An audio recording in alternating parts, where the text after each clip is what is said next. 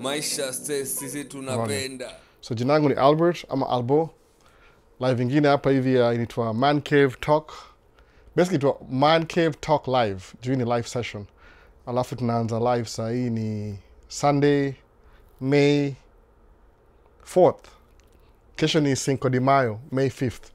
Ndakuwa job though. Ndamiss hizo ceremony zote ziko 10 a.m. in the morning. Kuna event leo lakini si exactly hiyo ya Cinco de Mayo. So as everybody knows, saa hii mambo ya DV shakuwa released. Ile first NL.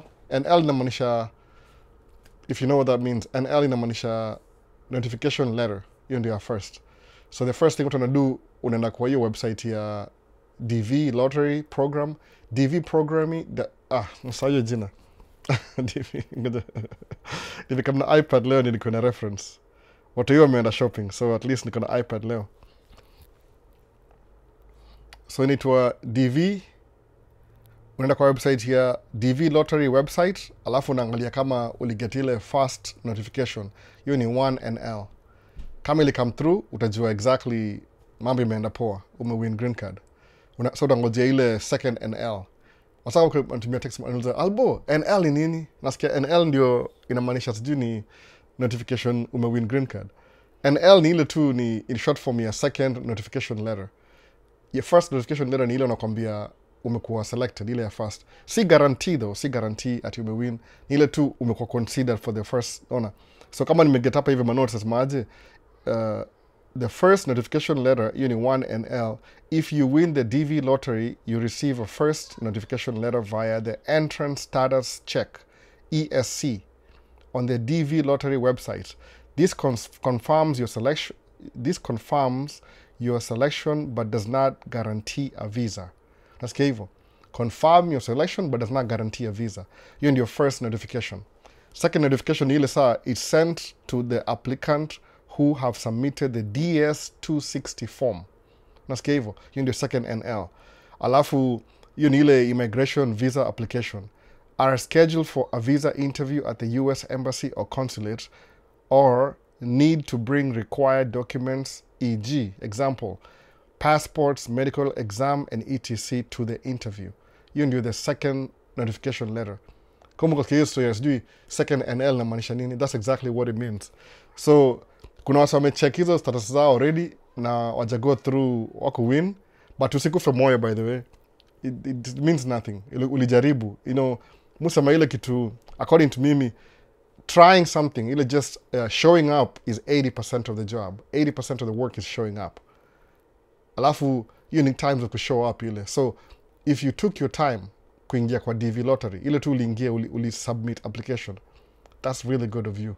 Because at least take your time kuingia, yani, you submitted your entry. That's a really good thing. Ni first step. Kutochaguliwa, that's nothing. It's nothing you can control. So kuna sort of level to go through ile itongaje 5 levels of grief, kitu kaa hiyo. Sijikao ni jamaanisha nini 5 level of grief. India kapi 5 level of grief. Inaendanga hivyo, so 5 levels of grief. Unasikia wase wengi wangejua story ile unakuwa denial, anger, bargaining, depression and acceptance. Naona hivyo eventually. So usijali sana. Also mangayo kitu, you'll go through the whole thing. So the first stages of grief originally ni ile denial, refusing to accept the reality of the loss, creating a buffer for the initial shock. Hiyo ni example ya denial. Alafu anger ni frustration and helplessness. May lead to anger which can be directed at oneself, others or the situation. Hiyo ni number 2. Number 3, bargaining, trying to regain control by making deals or promises, often with the higher power, in exchange for relief for the pain. Alafu ya mwisho nile depression. Deep sadness as the reality of the loss sinks in. Feelings of empty and despair are common. Usijali sana by the way, mimi nakwambia hivyo. Acceptance, coming to the terms with the loss and finding a way to move forward through not necessarily with happiness. Mimi nakwambia accept. Kama hujawin usijali. Mimi apply green card the first time. The first year nothing happened. Nothing happened. I think the fourth time, if I remember, the third or the fourth time, nilipata ile first notification letter. Ile niambua, you've been considered. Alafu nikapata the second notification letter never came through. Ever. Never came through. So hata sikuwaifika the second. Nilipata the first one, ile you've been accepted, you've been selected, ikaanzia hapo. So nilifail. Alafu the second one, so because nilikuwa caught up na hiyo story ya hiyo process yote ya kungojea the second one, it never came through. Siku apply the following year, which 6 months from now, by the way. Alafu nika skip 1 year siku apply. The following year nika apply tena. The second year nili apply, that year nili come through. Nilipata first notification letter. So sikuwa na ile anxiety sana. Nika nime back nasema tu, you know, now this is beyond my control. So whatever happens, happens. Has nothing to do with me. Ikaenda hivyo. Alafu guess what? Hiyo second one, nilipata second notification letter. Nika print nini, hiyo form ya second notification, nili print tena. So when nili print, nika print hiyo DS-260 form. Nikaijaza pole na pencil kwanza, to make sure everything goes straight. Niko kwa familiar with how the American system works. Sababu kumbuka before ni apply green card, niko na apply nitoaje ile F1 as a student. Nitakuja kusomea hapa hivi computer science, nikaona hiyo ingiani, nikataka kuingia kama na different major, ile kama tuseme different major, nikifika hapa ni switch to computer science because that's what I wanted to study. Alafu labda do business studies. Hiyo ilikuwa dream yangu in the beginning. So everything nili fail. Alafu ndio green card come through. So usikuwe despaired, usikuwe hiyo nasema depression, don't feel depressed, don't feel anything. It's just a thing. Nothing. The most important thing ulifanya ni ile uli apply. Send your application. That's the most important thing you did last year. Alafu nimesema this year, beginning today, ndapatia tu say maybe break here 1 month, wala unapata first notification letter. After this month, next month inafaa upige picha, ukuwe nayo.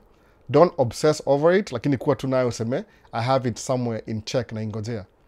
Alafu immediately kisha go through, utachukua hiyo the second, alafu we switch, uingishe ndani yao, ikuwe mpangoni pia. Itakuwa poa hivyo by the way sana. Uanze ku-apply mapema. So ikifika November, you're way ahead of everybody. Uko na picha, uko na information, alafu una apply, alafu unatuma.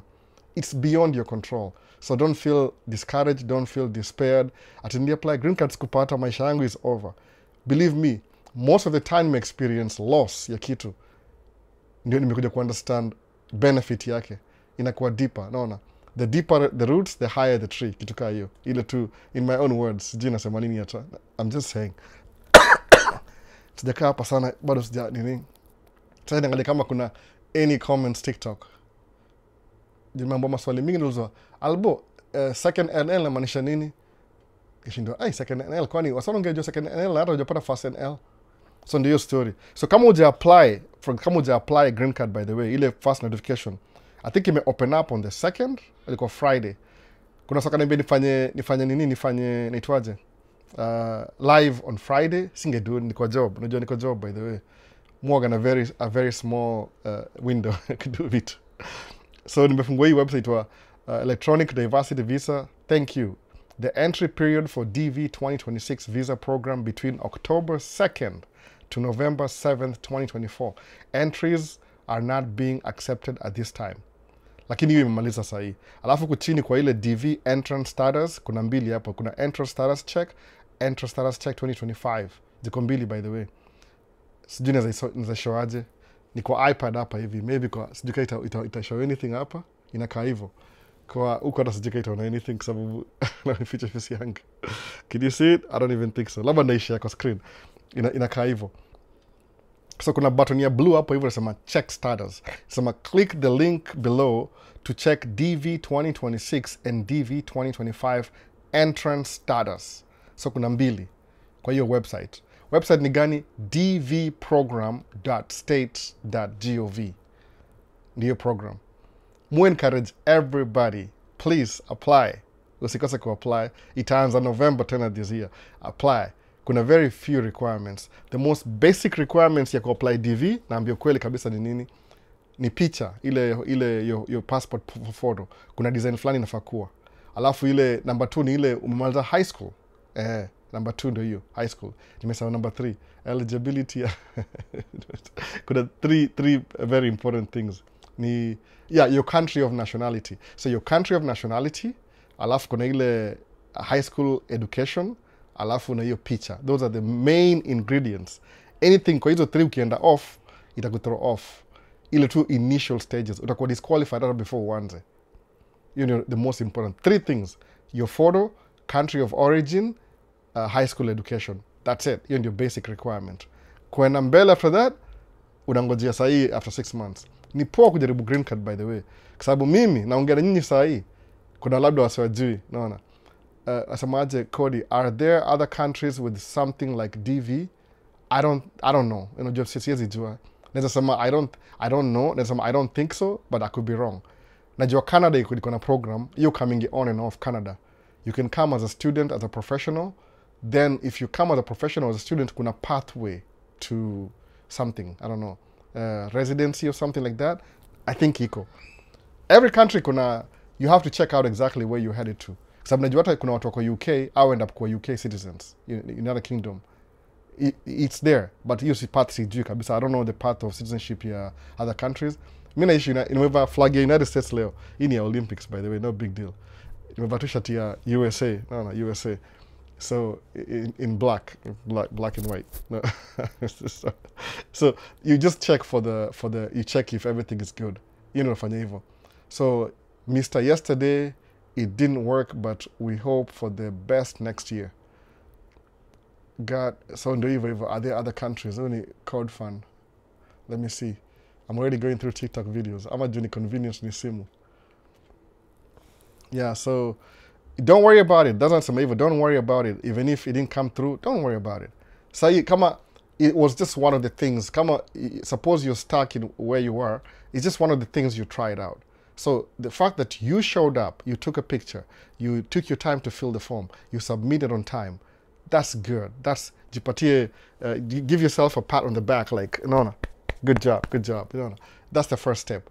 Sabu, the way I understand vitu in the world, people don't really take the time to do things.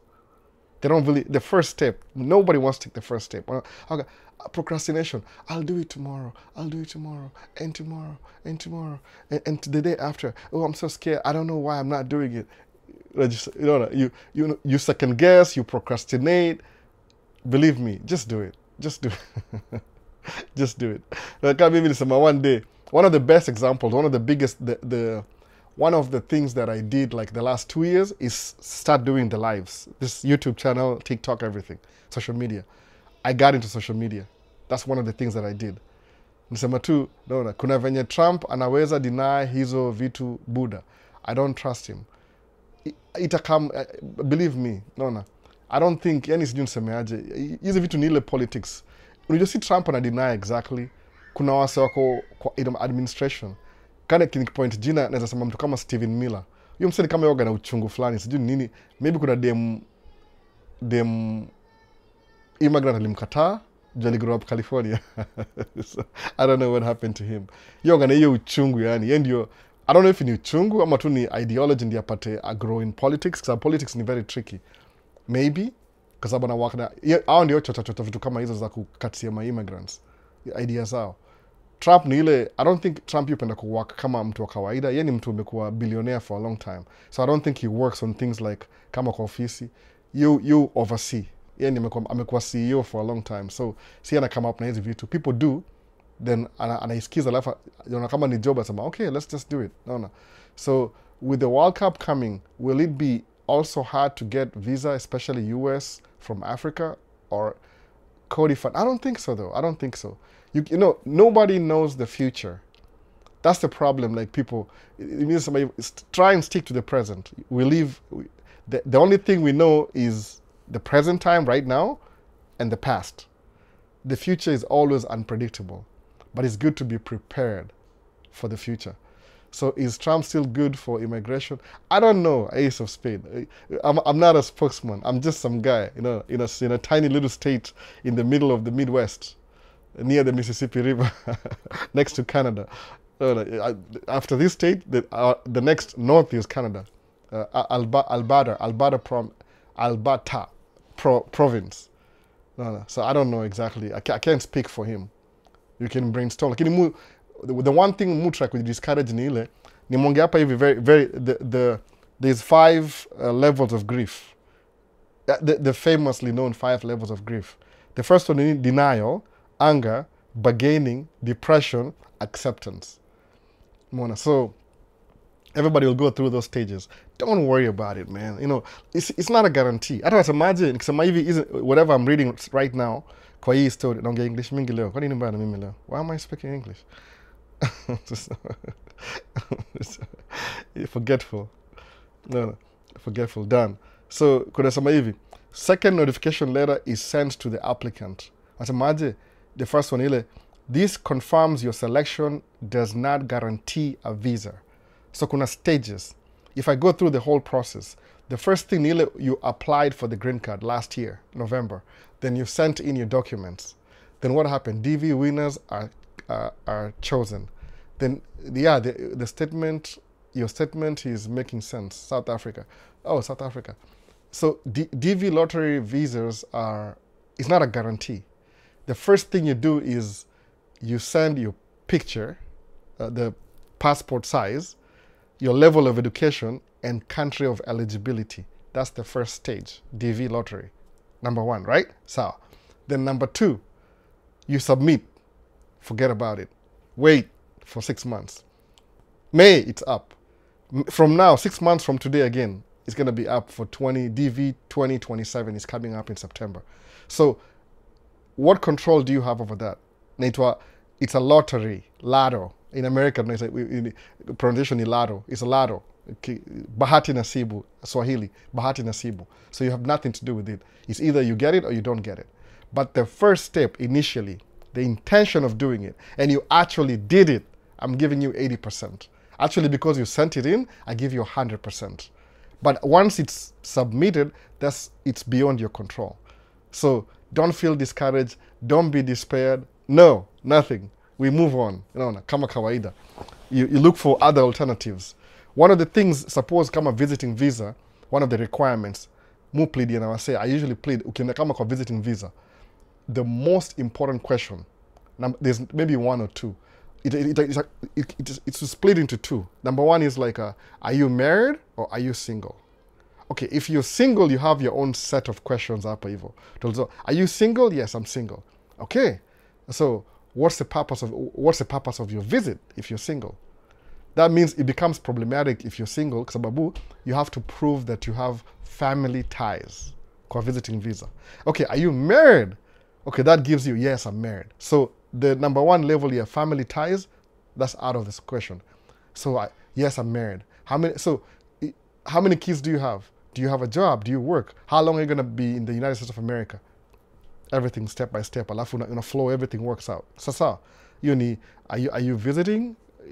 But DV lottery, no questions asked. Technically, what do they need? Okay, number one, second notification letter. They'll send it through the mail. So, utafanya hivi, have you submitted your DS-260 form? Number one. By the way, I think so. DS-260, it goes through, you and kama ile first come, first served basis. Okay, the earlier you send it, the better you become. Sabu, first come, first served basis. So the sooner they get it, the sooner it could roll out immediately. That's the second notification letter. Alafu, are you scheduled for a visa interview at a US embassy or consulate? Another question to you. Now, bring required documents, passport, medical examination, all that. So what does a 2NL include?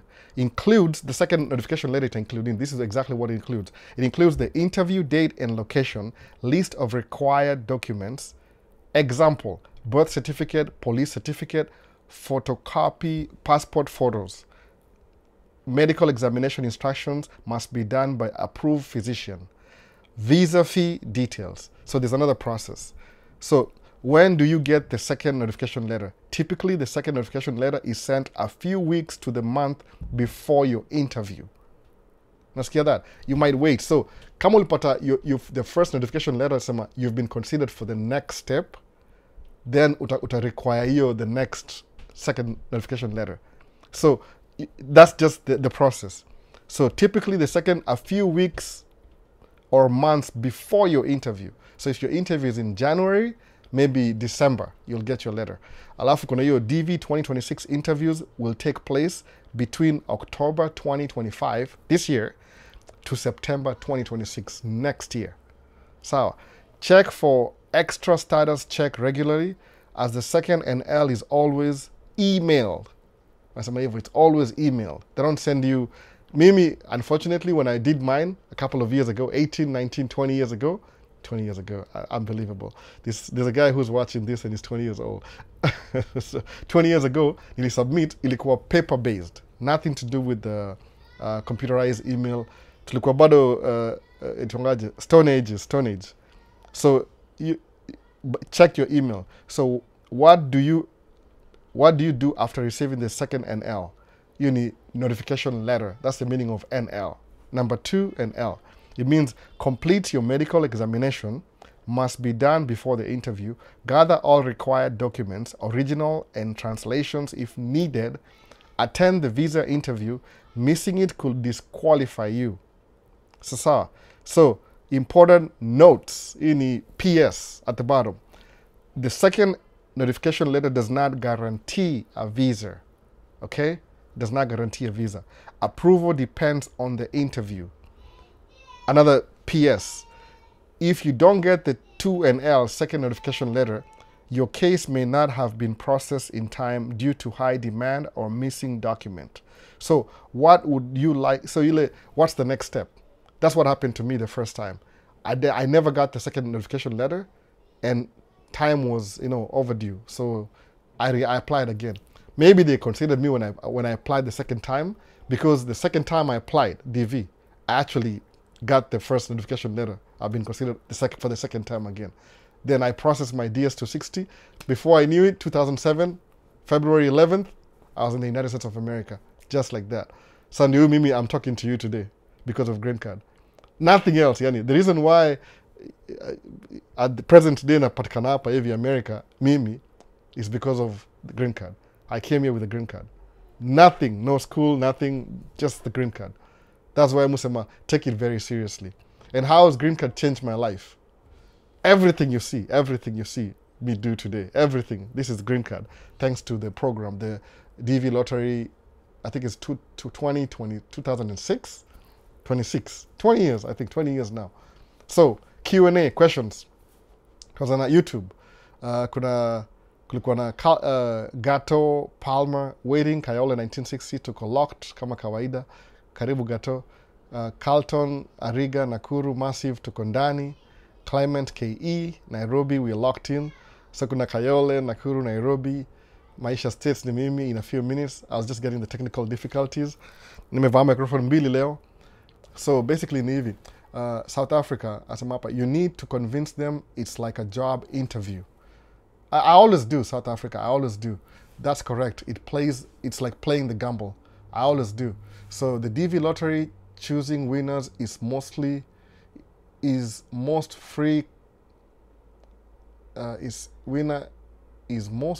corrupt, anything I have ever heard. Nobody can complicate. I don't know what that means, Cody fan. So please like the video. Please like the video. If you double tap, if you're on TikTok, there's a few people that double tap. Alafu YouTube, like the video. I don't mean if I could like it, I forgot about it. To like, hapa, and I'm liking too. Just remember, like the video if you're watching right now. It encourages engagement. So South Africa, what about the accommodation if you don't know anyone in the United States? That's going to be another thing. Like, don't discuss the accommodation part before you get the second notification letter, because that's what causes depression. One step at a time, one day at a time. No. Don't complicate your life. Think positively means sometimes you have to ignore some things. So one of my friends applied for green card. However, the website is not loading. Now, that was way back then. So, that was way back then. So the application is not really on right now. So Emmanuel Kipchirchir locked in. Macho Zekumunda. Mambo vipi Albo. Leo sauti iko sawa na video iko sawa. Hiyo t-shirt nitumie bro. kuna msali buki t-shirt some time back. I have like 2. One is brand new, never used, and this one. So ajain to me address. I don't know why he did that. Ali. So he move up if India my US shirt until I get another one. Unless what I used. I don't know. So that's what it is. Next comment ni Mr. MNN. I have not been selected on 5th trial. Don't worry about it. So if you're doing the first time, second time, third time, fourth time, fifth time, I think it's about time, like, the famous saying, Albert Einstein, if you keep doing something the same time over and over and getting the same results, what does that mean? You need to pick on something new. No, find something different with different results. I think that can work out. So kama ume apply green card na ijakuja through, one of the most important thing ukuja kama visiting visa, which is another option. I'm as a student. One of the thing ni ile, make sure that ukuna travel history. You've left your country, umeenda for maybe a visit, you came back.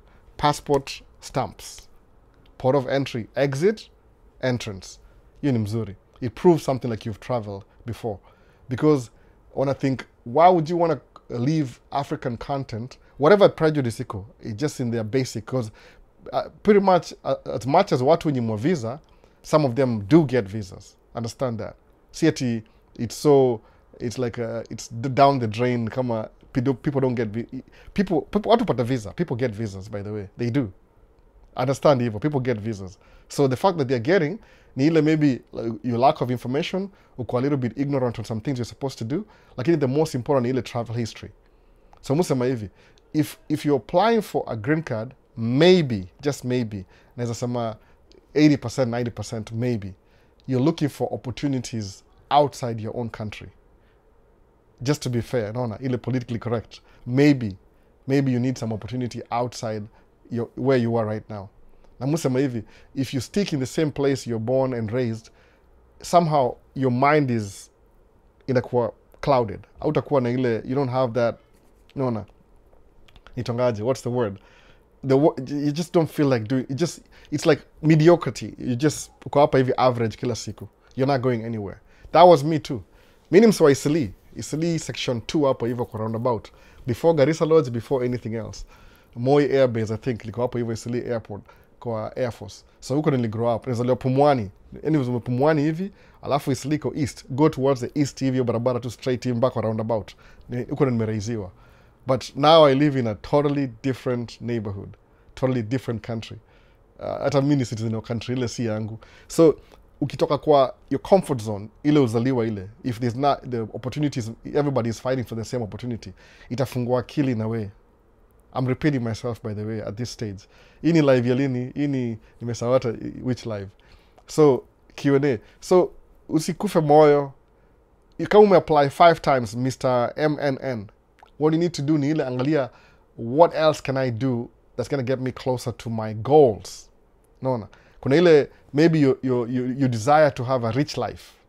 Rich life ni relative to you. To me, kiuliza hivi, by the way, mimi in the beginning, I'm a small business owner. Naweza sema hivyo, naweza qualify kwa small business owner. In the beginning, I was very anxious. Niko na anxiety.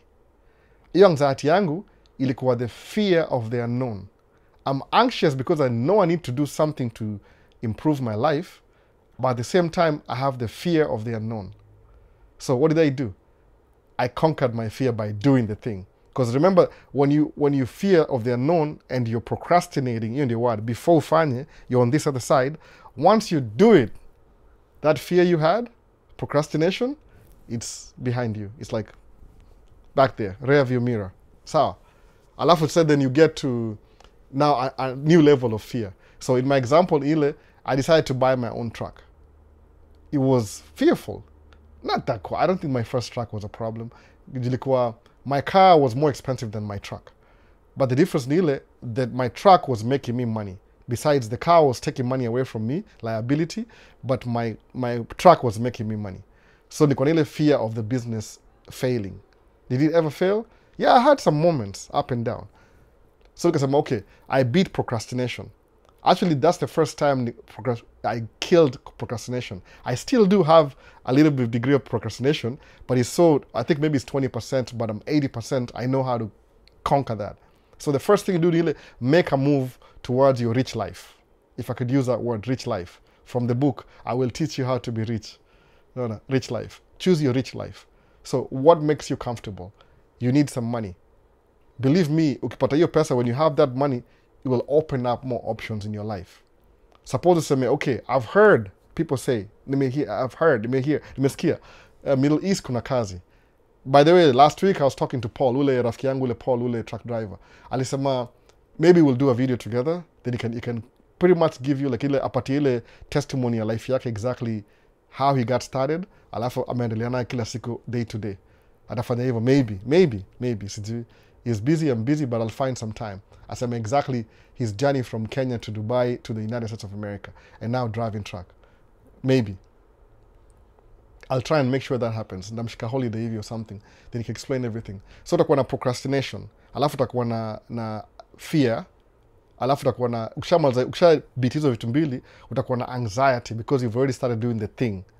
But the anxiety, the more you work hard.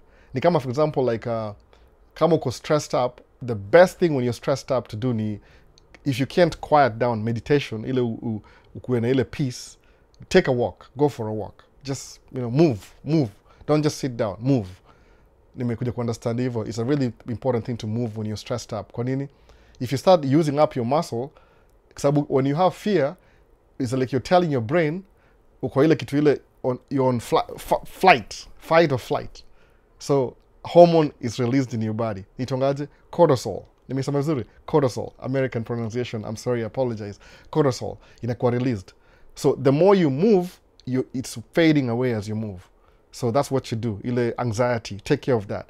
Then do the thing that punch fear in the face. Like quote nani, Think Media, Sean Connell. Punch fear in the face. Then just do it. Because once you punch fear in the face, the next face, you start making money, you'll have more options. But if you sit down and wallow in self-pity, that's the best word, is a evil. Wallow in self-pity, utakuwa stuck. And 2, 3, 4, 5 years from now, you'll be exactly where you were. Nothing really changed. That thing is applied in every single field of life. Ukisema, I don't want to marry somebody. Okay, this year, next year, the day after, you never married somebody. Marriage is a risk, by the way. Me, at this point, I don't even know if it's a risk, because once you start having kids, it compromises everything. Because the kids bring the joy out of you. It's very demanding, but people say, Albert, what do you think of marriage? It's up and down. But can you do without it? Yeah, if it's not my choice. But again, I can deal with it. So ile fear imeisha sasa. So unaweza kuwa na ile confidence.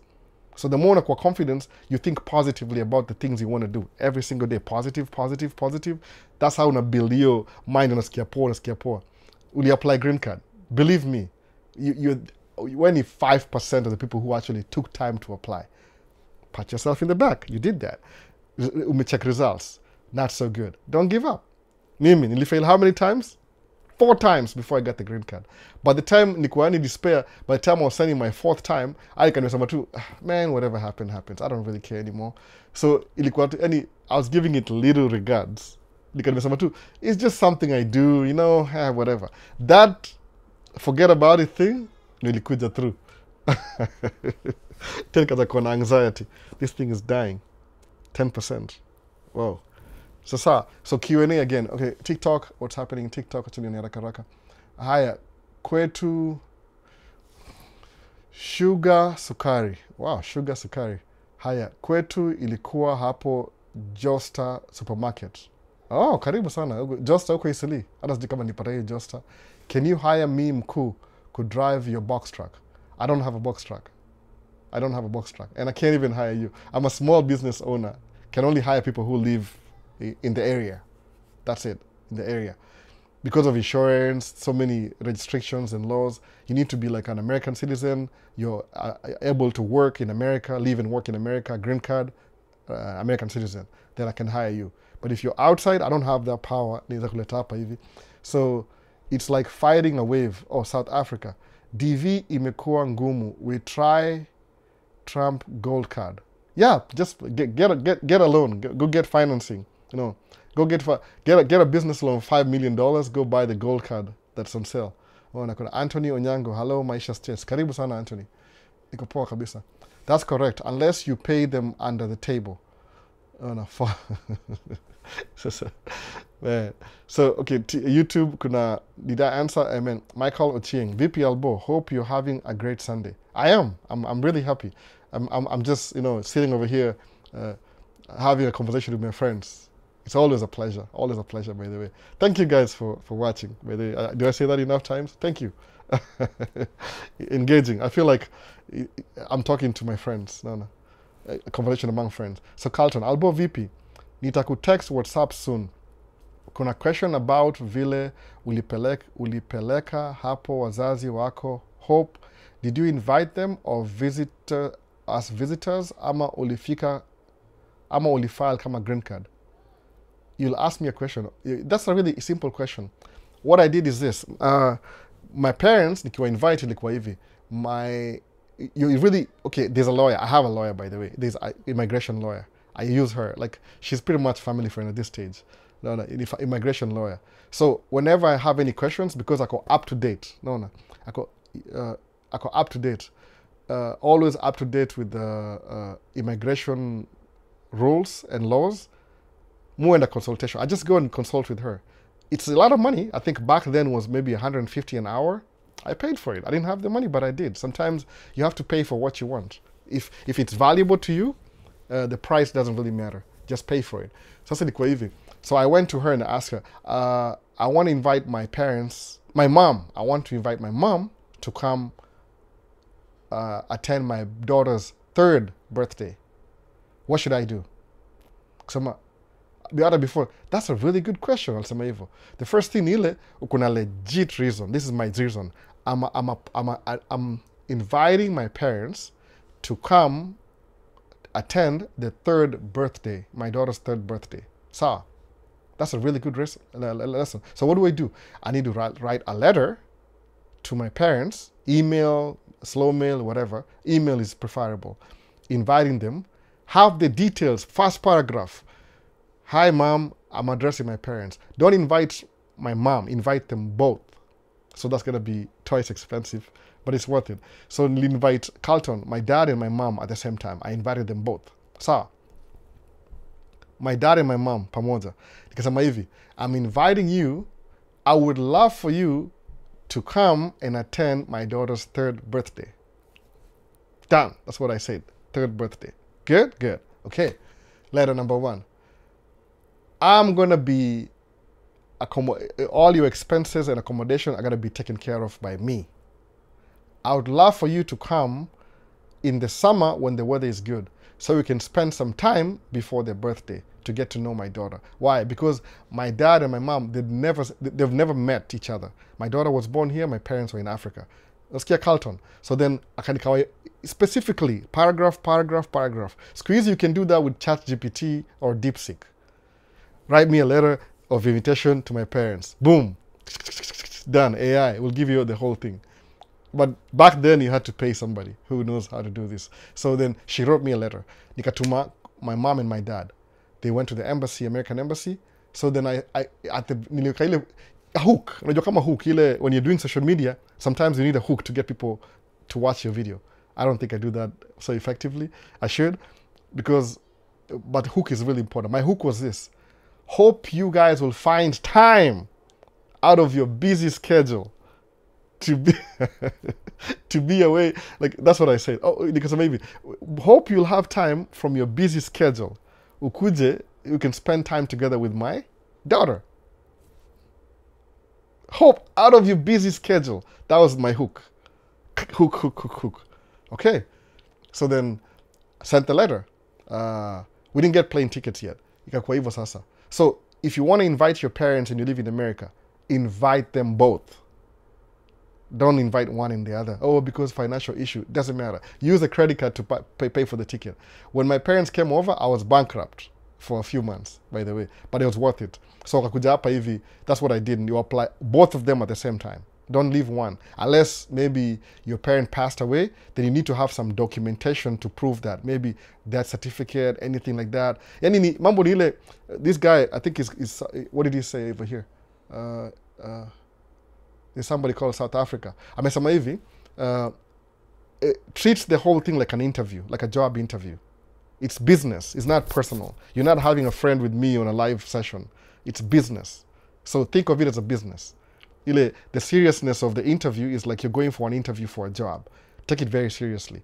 So it can be, okay, what does my dad do for a living? Both of them were retired, but they do business. What does my dad do in business? He has rental properties. So he can be away for more than 2 weeks. So Ali specify kwa interview. So how long is going to be your visit? My dad akasema 2 weeks. My mom akasema 1 month. Akasema, why do you have a different date? My dad akasema aje? Because I can be away from my business for 4 weeks. Everything will go down the drain. Okay, good point. The lady, consul akaanza kucheka tu. She started laughing. They kind of just knew that we're getting this. We got this. We got this. Boom, akapata visa. So they came over here. So kufika hapa hivi after 1 month, my mom really loved it. She wanted to stay. So there's 2 options. As I was sent back to Africa, then I apply for the green card, but that will take about 18 months. Or back to the lawyer again. What do we do now? Oh, you can file for change of status. Are you a citizen yet? No, I'm not a citizen. How long have you been here? 7 years. Okay, first thing before, end of apply, citizenship. Nika apply, nika submit. Within 2-3 months, I became an American citizen. 7 years in America, by the way. I should have done it 5 years before. Then that's taken care of. Nishamaliza historia, citizenship. Then I applied for my mom. It took about 18 months. Then she got her green card. That's what I did. Then 2-3 years, my dad came to visit too, 2 years after, because my mom had when I visit kid once a year. I think the two used to being together. So then my dad came to visit, he never went back. I did the same thing too, applied for my dad. He got it in 4 months, I think. It's so fast, by the way, so fast. Then now they're here, my parents are here, American citizen. Then, you know, my sister got a green card, just like that. I don't know, maybe system in a favor. If you have one person with a green card in America, that's the thing. Like, once one of your family members is in America, somewhat the algorithm they use tends to pick another family member. I don't know. It's just maybe it's the policy, Family Reunification Act, if that's an act anyway. Kuna something ilikuwa pass about green card. That's the whole system. So that's what I did, by the way, Carlton Ariga. Naongea English mingi sana leo. Kwa nini? Why am I speaking so much English? Haya, kwetu ilikuwa hapo. Okay, sasa nishaona hiyo already. Oh, wait a minute. The correct, unless you pay them under the table. So your live stream is very informative. I always learn something here. Oh, thank you. So kuna zealous me. Ebu revisit your story. Don't marry if she's never. Don't. Man, samaje. Ebu revisit story. Don't marry if she's never. If she never argues. I want to get it. My wheels are turning. Let me get your DV. Anyway, what does that mean exactly? What? Don't marry if she never argues. It's not really never argues. The other two. The person you choose to marry, according to me, my opinion, just some wisdom from, I've been married 10 years, before I had girlfriends. That doesn't count. Girlfriends don't count, by the way. You don't own your girlfriend. Girlfriend, whatever you do with a girlfriend is man, let's see, the best description here. Girlfriend ni partial, no, I can't say the word. Nile ukuna benefits without the responsibility. Yes, that's perfect. Having a girlfriend is having the benefits or pseudo benefits without the responsibility. Marriage is having the benefits or not with responsibilities. That's the difference. So that being said, the difference, your girlfriend. Girlfriend is having a pseudo benefits with no responsibility. Some people have responsibility, it depends. But marriage, you live in the same house.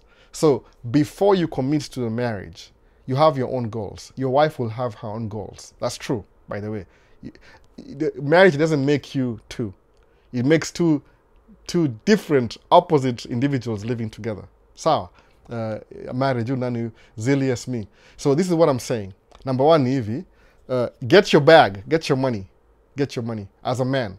And I prefer if you decide you're going to be the leader of your family as a man, get some money first. Don't wait too long though. I think men, we are lucky. You don't have a biological clock per se, but we do in a way. You don't want to have young kids when you're 50. You can't keep up with them. Anyway, so marry a woman who is willing, like you can talk things out and you can agree on some things. Agreeable woman. Hiyo ndio muhimu.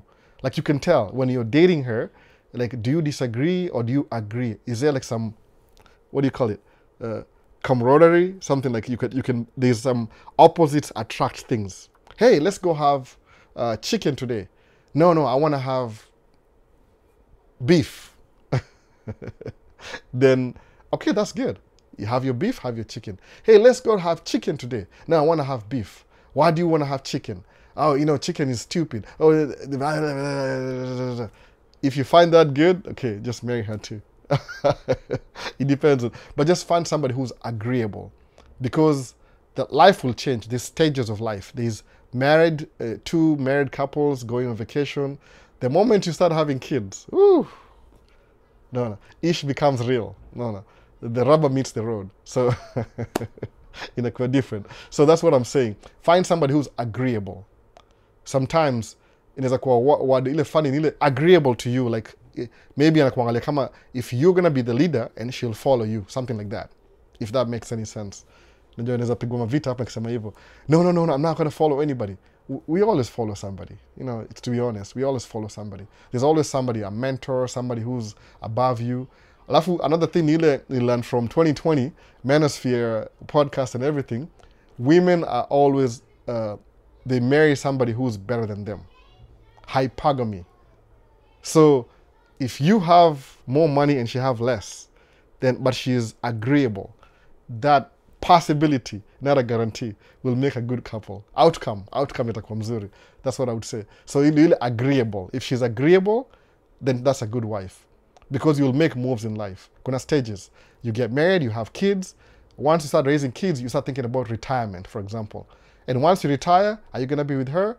Because sometimes when you have kids and you break up a marriage, you put them in a really funny situation, kids. Kui raised in like a one family setup, the nuclear family.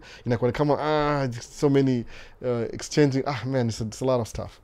I know that because one of my kids is with another woman. I know exactly what that means.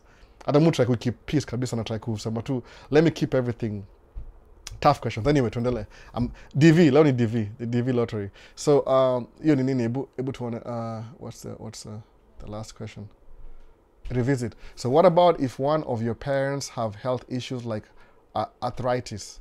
I don't think it's going to be a problem, because the people come with wheelchairs. You could even say she's coming for, or one of your parents is coming for medical treatment. Just whatever you do. I don't think, take the whole thing as an interview. So visit. You can apply for citizenship once you have landed in the country. It's much easier to apply for the EV, everything at the same time, even a passport.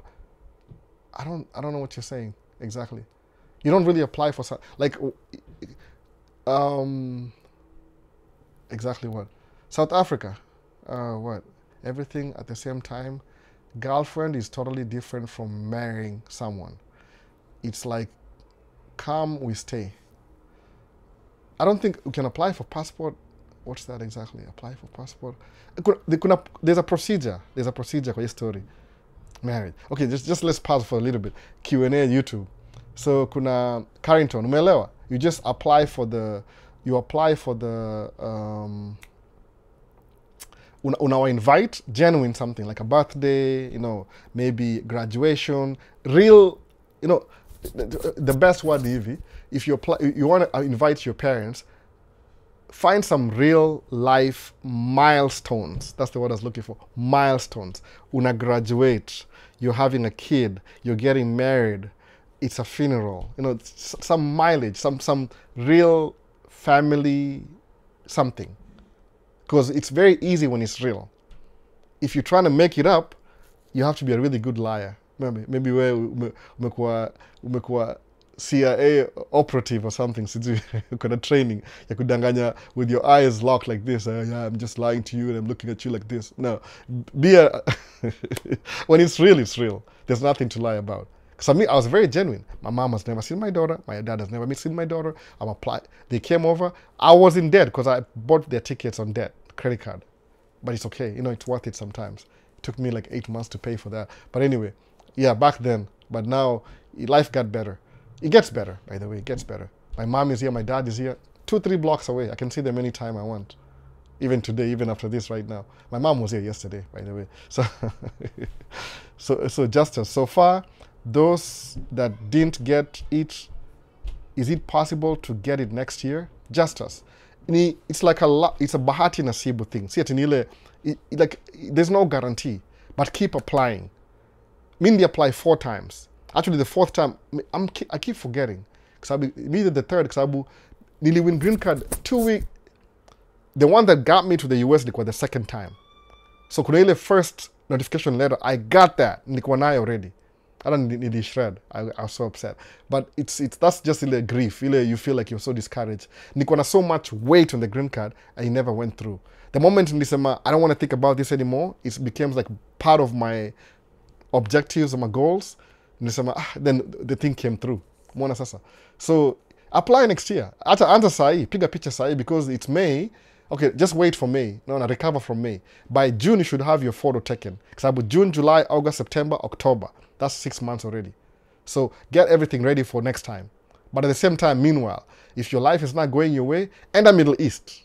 And because Middle East, my understanding, I'm limited. Say someone I have experience. I talk to people too. Also, my Middle East, you can go there with a visit visa. By the way, visit visa. Don't go through the agent. Even a Paul. Paul was in Dubai for 7 years. He knows what he's talking about. I'll say a visit visa. Once you get to Dubai with a visit visa, you're touring, then you can I think change it to work permit once you get a job. He knows better. I don't really know how the whole thing works, but I'll say you can go with a visit visa in Dubai. Just get a little bit of money for bed sitter, is it bed space or something? Bed space, and look for a job. Once you get the job, visit visa Dubai. Once in a job from the beginning. So to me, an agent is like you're losing your money. Just do it yourself. Itakuwa poa hivyo. Do it yourself. Just say, you know what, whatever. Do it yourself. Visit visa. Go, get a job. Sleep in a bed. Start working. Pole pole, pole pole. That's what you do. Ukisema ati, man, Dubai imekataa, sina pesa. People say that to me all the time. Alboli baaje truck tatu. Dude, man, I don't have money. I use credit. I don't have money, honestly. My first truck ilikuwa 10,000 loan. Second truck ilikuwa 19,000 loan. Third truck ilikuwa 35,000 loan. The 4th truck ilikuwa 220. Scale 35 to 220,000. You truck ya 220,000. Guess how much I have left on the loan? Nilipa jana your payment, by the way. Jana majuzi. Leo ni nini 4th? Beginning of the month. Because sahi nimelipa ilikuwa 19,000. Ikanipa payment. So I'm pretty sure with interest sahi 15,000 left to pay that truck off. Ndakona celebration. Ikini pay off. 4.5 years. Nileka 50,000 down. I gave somebody $50,000 to buy the truck. 4.5 years is paid off. I've never driven that truck. People have been driving that truck since I bought it. My wife 2 years. Alafu maybe another 2 years somebody else. So imagine.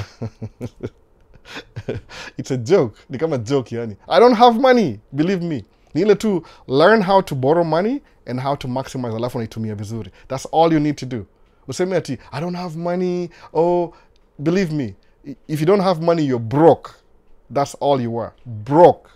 There's a difference being broke and being poor. Poverty in mindset. It's your mindset. Because you could be like, I have a millionaire mindset right now. I can say so confidently. I have a millionaire mindset. So everything, kiangalia, is it a millionaire? Is it a millionaire? Is it a millionaire? I'll take up the example. Go to my Facebook, Maisha State's Facebook page.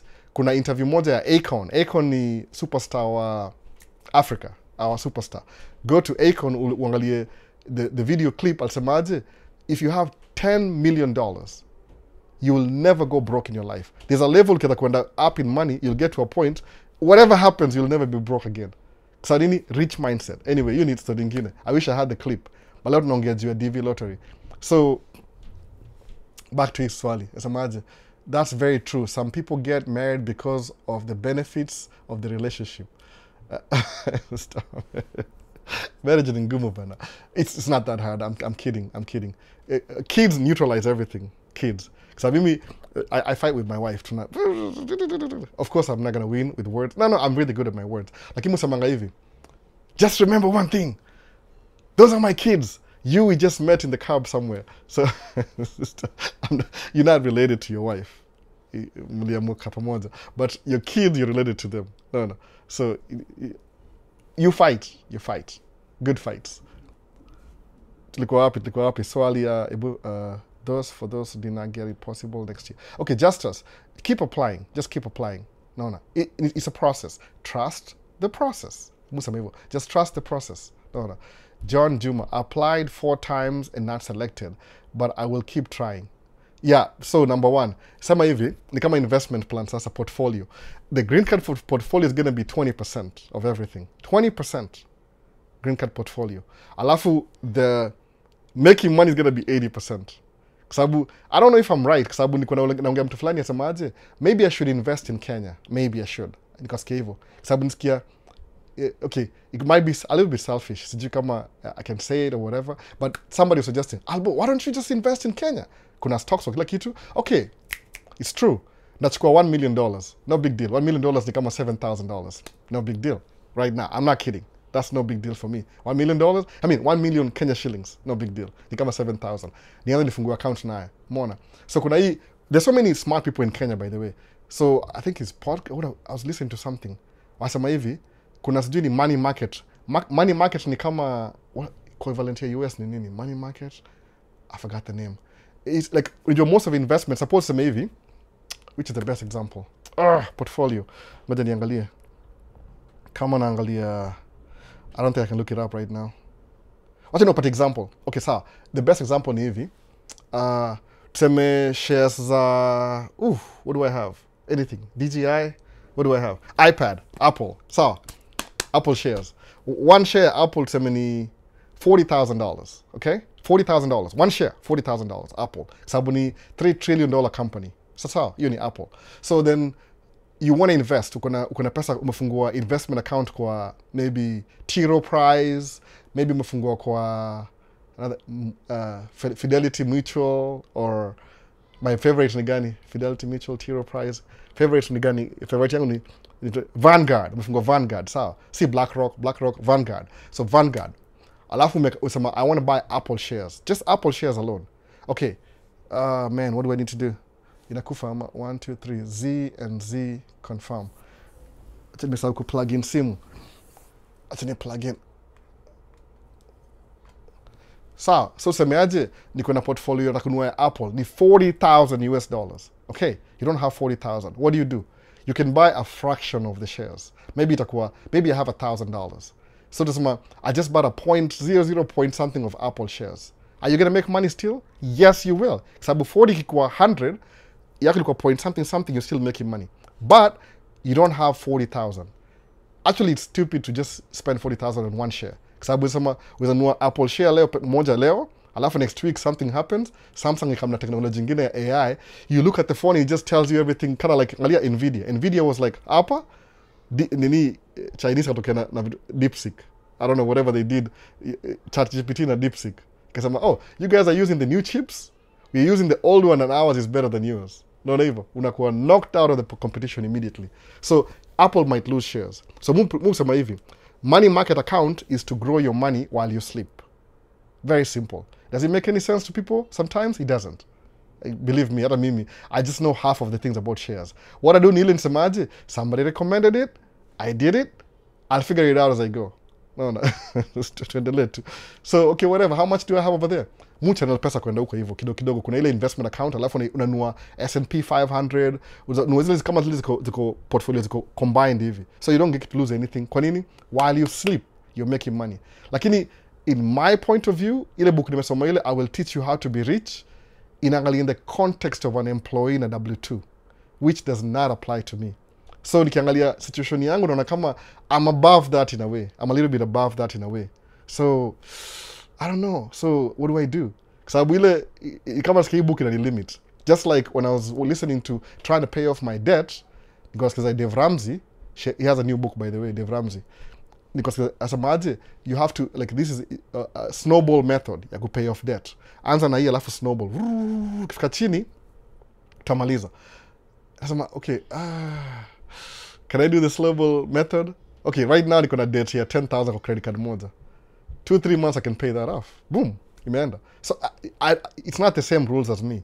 But if I think that that person ninge hiyo level up or even say I'm going to do it this way, I'll still pay off my debt. I know how to pay off debt. My wife doesn't. We live in the same house. Like, how do you do that? Like, how many times have we talked about this? She wasn't paying attention. I may kill it because doing Nintendo kwa simu something. No. I don't get it. Some games kwa simu. I understand. So zinapita tu. So mimi najua how to pay debt haraka sana. Unaangalianga interest alafu unachenda kwa uchungu. 18%. Oh my goodness. Okay, back to the story ni hivi. US ni ya highest interest rate unapata kwa investment ni kama 4%. Hiyo ni kwa hiyo money market account, hapa ni kama high yield savings account. Same thing, different names. Money market account, high yield savings account. Same thing. Aya. Alafu sasa kuja kwa in investments too, by the way. Ukuja kwa history ya tuseme high yield savings account, alafu ingine hapa na hapa. Jina ndio different. So interest ya Kenya, according to people, ni kama niko na 15%, 27%. Blink kidogo. What are you talking about? What? 21? 27? Okay. Woo. So, wow. So ni hivi. So think about that. Kama Kenya wasa wana struggle na life, but it's the best place to buy shares. Kwa nini? Unapata the highest yield kwa whatever money you invest. Then maybe I should do it. Kapigia one of my friends, ako more familiar. We talked a little bit. Akaniambia, yeah, you can do that in Kenya. But, oh no, there's a but. Oh. Kakumbuka ile conversation ya jinake nani siku hizi. Sijui jinake nani. Timo huku UK. Sema tu Timo huku UK. Anasema, don't invest in your money in Kenya. Ruto, okay, wait a minute. Okay, now, so this Kenya government stable enough not to lose your money if you invest? So now niko in limbo. But guess what I'm going to do? Probably I'm going to invest in Kenya anyway. I don't care. Sabu, history shares ni gambling. What do? You put some money somewhere, you make money while you sleep. Your money works hard. Twice as hard than you. No. You don't make money anymore. But it needs time. Compound interest needs time.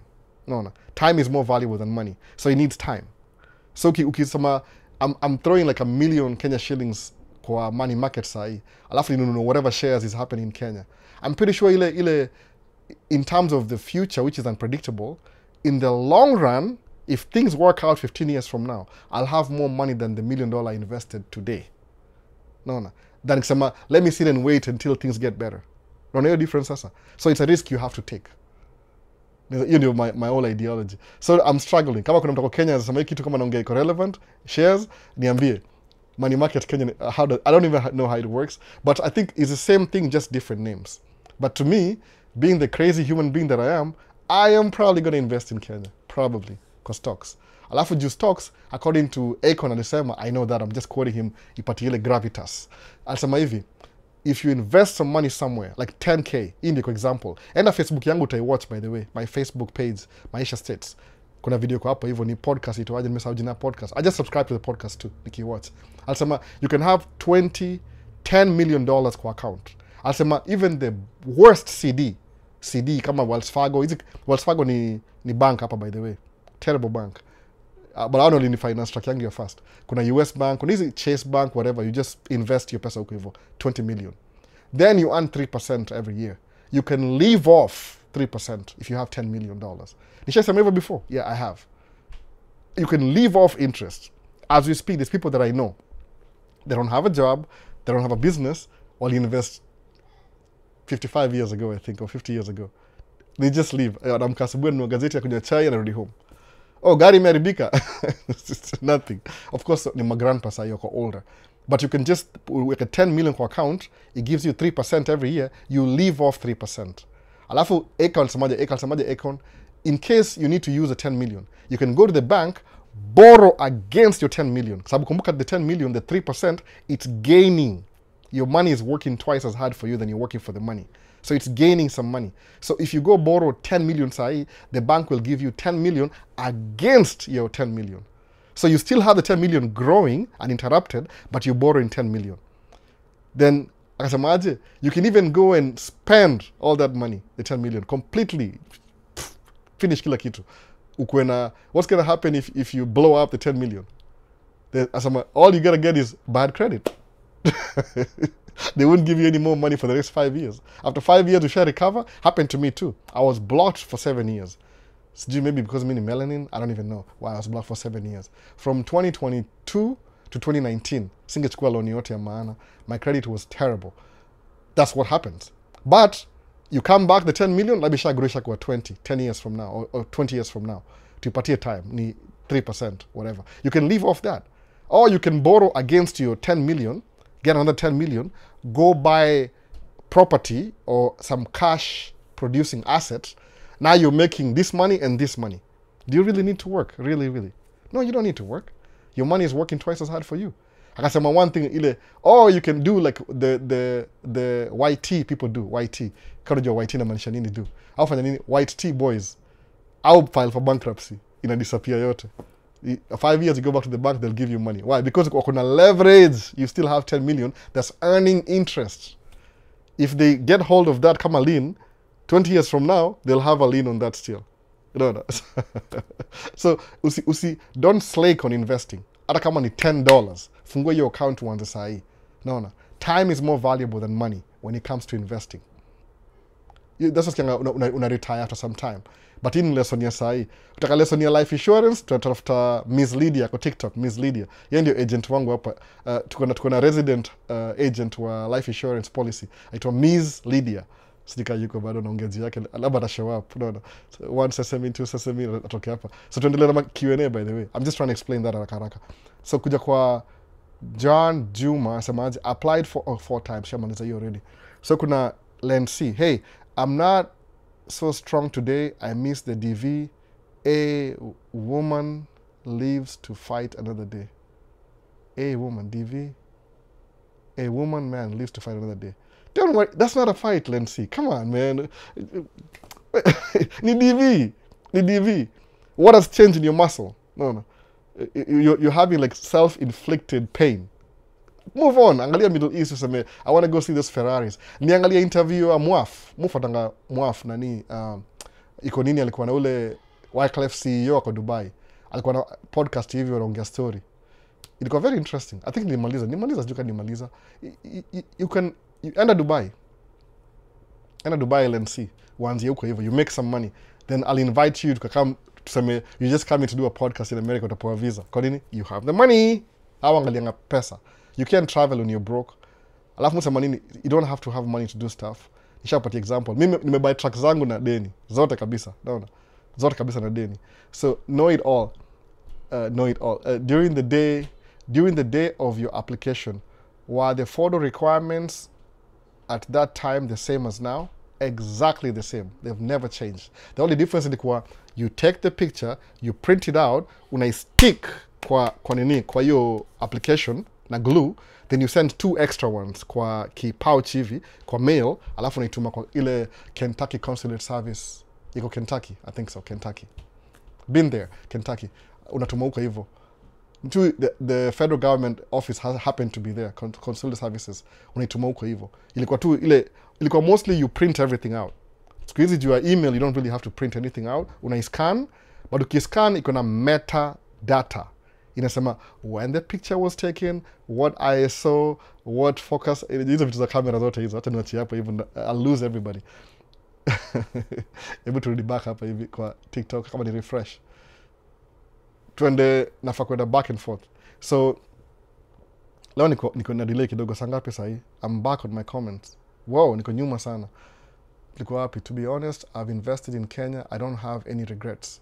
Oh, that's good then. That's good, man. That's good. So I'll follow you. You know, I'm going to follow you. Uni, South Africa. Weka 10M KCB MMF. Utakuwa Kenya shillings 100K p.m. in perpetual. Sikia vile amesema, sikia wasema wameamka sahi. No. That's exactly how I'm thinking. Nimekuwa discouraged kidogo, but mimi ni nani? I don't listen to people. I'm so sorry by the way. Nikiona path hivi muenda tu. Oh, well, boss, buy a truck ya 200,000 ni kama nyumba, you're driving a house. Guess what? I paid my mortgage in 4.5 years. You're trucking back 15,000. Oh my goodness. Time flies. So imagine I pay off the truck maybe in a couple of months, maybe 2 months, I don't know, delay. So I've been paying the bank money every month for that truck. Alafu one day niamke, I don't have any more payment. Woo. Woo. Woo. Truck payment here, your truck is more than my mortgage, by the way, to be honest. More than my mortgage. Yani ni kama utilities na mortgage. So guess what, sahi? Sijui to buy how mpya. No, we're not gonna do that. When a man cave make a different setup, oh, okay, yeah. I'm just kidding. I'm not gonna do that. Like, you know, house I need investment. That's a good thing. Asemaje, asema Ojo Chemba amesema weka 10M KCB money market fund utakuwa Kenya shillings 100k per month in perpetuity. Ile language ya contract ya marapa ile unasaidingi na no limits records, whatever. So, to be honest, I've invested in Kenya. I don't have any regrets. I'm thinking about it, by the way. I'm really thinking about it. Sikuwa najua. Sababu ni kama somehow, nikiangati Kenya ukiomba loan, interest in 29%, which is very high. Meaning, the bank makes 29% in interest. So, if you invest your money, same thing in fractional lending, they will use your money to lend to other people. If they're getting 29, they might give you 20, which is higher than America. See what I'm saying? Okay, tuendelee. But that's not the only investment. Lazima ufungue kila kitu. Why am I so keen in investing, by the way? Albo, I'm just curious. Why are you thinking about investing? 47-year-old man. Nazeeka bana. No, nazeeka. Sina nguvu anymore. Sikizo kidrive truck mulemewa ni aje. No, nazeeka. Bora microphone naanguka. Iko poa sahi. Nazeeka, I'm getting old. So, Anthony Oswanga, iko relevant sana. You were in the US in 2008. Tell us about the financial crisis. I was so new that I thought that was normal. Haikuni affect sana. Sikuwa na house. I didn't have a house. I had roommates. So the thing ile, I was laid off from my job. Nikuwa na office job nikakuwa laid off. That's what led me to do trucking. Nikiingia trucking, it was a mess. Oh my goodness. Then at 2 weeks, naishi kwa truck stop basically. I don't have any money, nikaenda on debt. But that's what happened. Ilikuwa terrible. That time ilikuwa terrible, 2008. Ndio Obama anakuwa president, by the way. Alafu akaanza kuifix pole, ikaenda hivyo. But it was not. People were losing. Like, basically, before 2008, apartments were very cheap to rent. After 2008, people lost their houses, so apartments ikakuwa expensive kwa sababu demand ilienda high. Everybody was moving back to apartments and losing their houses. Foreclosure. Mimi nilishinda kucapitalize. In my mindset, maybe ningekuwa na how tatu by now, because it was a good time to be in America before 2008. Sababu housing market bubble ili bust. People, I don't know if you know what that means. Like, I can get deeper. Stuck your explanation. Let me get your DV bana. Nimemeka 2NL. Nimemtosia 2N. What does 2NL means? 2-nil. The first 2-nil. Tungejua futa manini. Anyway, so ni hivyo. Ilikuwa terrible. That's how I lost my job. Actually, thanks to 2008, that's why mini truck is crazy. Nilikuwa paranoid. I was so broke, my goodness. Nikakula pizza ya watu left over kwa table. Naangalia mtu, he's just left, some truck driver, ameacha pizza. Naenda nakula. Sikuwa na do. Nilikuwa Memphis the whole week. So, what about the taxes? Which taxes exactly? Which taxes? South Africa. When you withdraw 10M, you don't withdraw. You missed the point. South Africa. Go watch the YouTube channel. You have shares for 10 million, you borrow against, kama collateral. Like maybe, this is $10 million, I go to the bank, they give me 10 million against that. So you still have this, you didn't touch your money, but you got 10 million. Then what do? You go invest in a cash producing asset. In my case, one of my cash producing assets is my trucks. Trucks make me money. Every time I drive that truck, it's making me money. As long as the wheels are turning, I'm making money. If the wheels are still like today, I'm not making any money. That's what I mean by that. You borrow against, like leverage. They'll give you money. Because in the long run, if you understand how fractional lending works, when you deposit 10 million in the account, the bank is using your money to make more money. The first thing unafaa kujua na investment ni ile, learn how money works. Money is tool, it's a tool. No. How you use the tool to craft the sculpture, that's what matters. Money is a tool. See what people think. Suppose musemaji, why do people go and rob the bank? Now, if you ask me now, it's a stupid thing. Why do you want to go rob the bank? It's so stupid. Because, oh man, I don't know what to say. Actually, when you rob the bank, do you know who, chances are you lose. Because the bank will get all their money back. Full. Insurance will pay for everything. If they get you, you'll go to jail. So why do you want to rob the bank? You'd rather invest. No. Rob bank, I think so. Now that I knowing what I know, because the money won't make you rich. You can go steal 10 million from the bank. Bury it. Okay? Suppose, watu walibanga pesa Kenya. You steal some money, container, unaibari, unasahau. Sema, oh, watu washasahau. Let's go back get the money.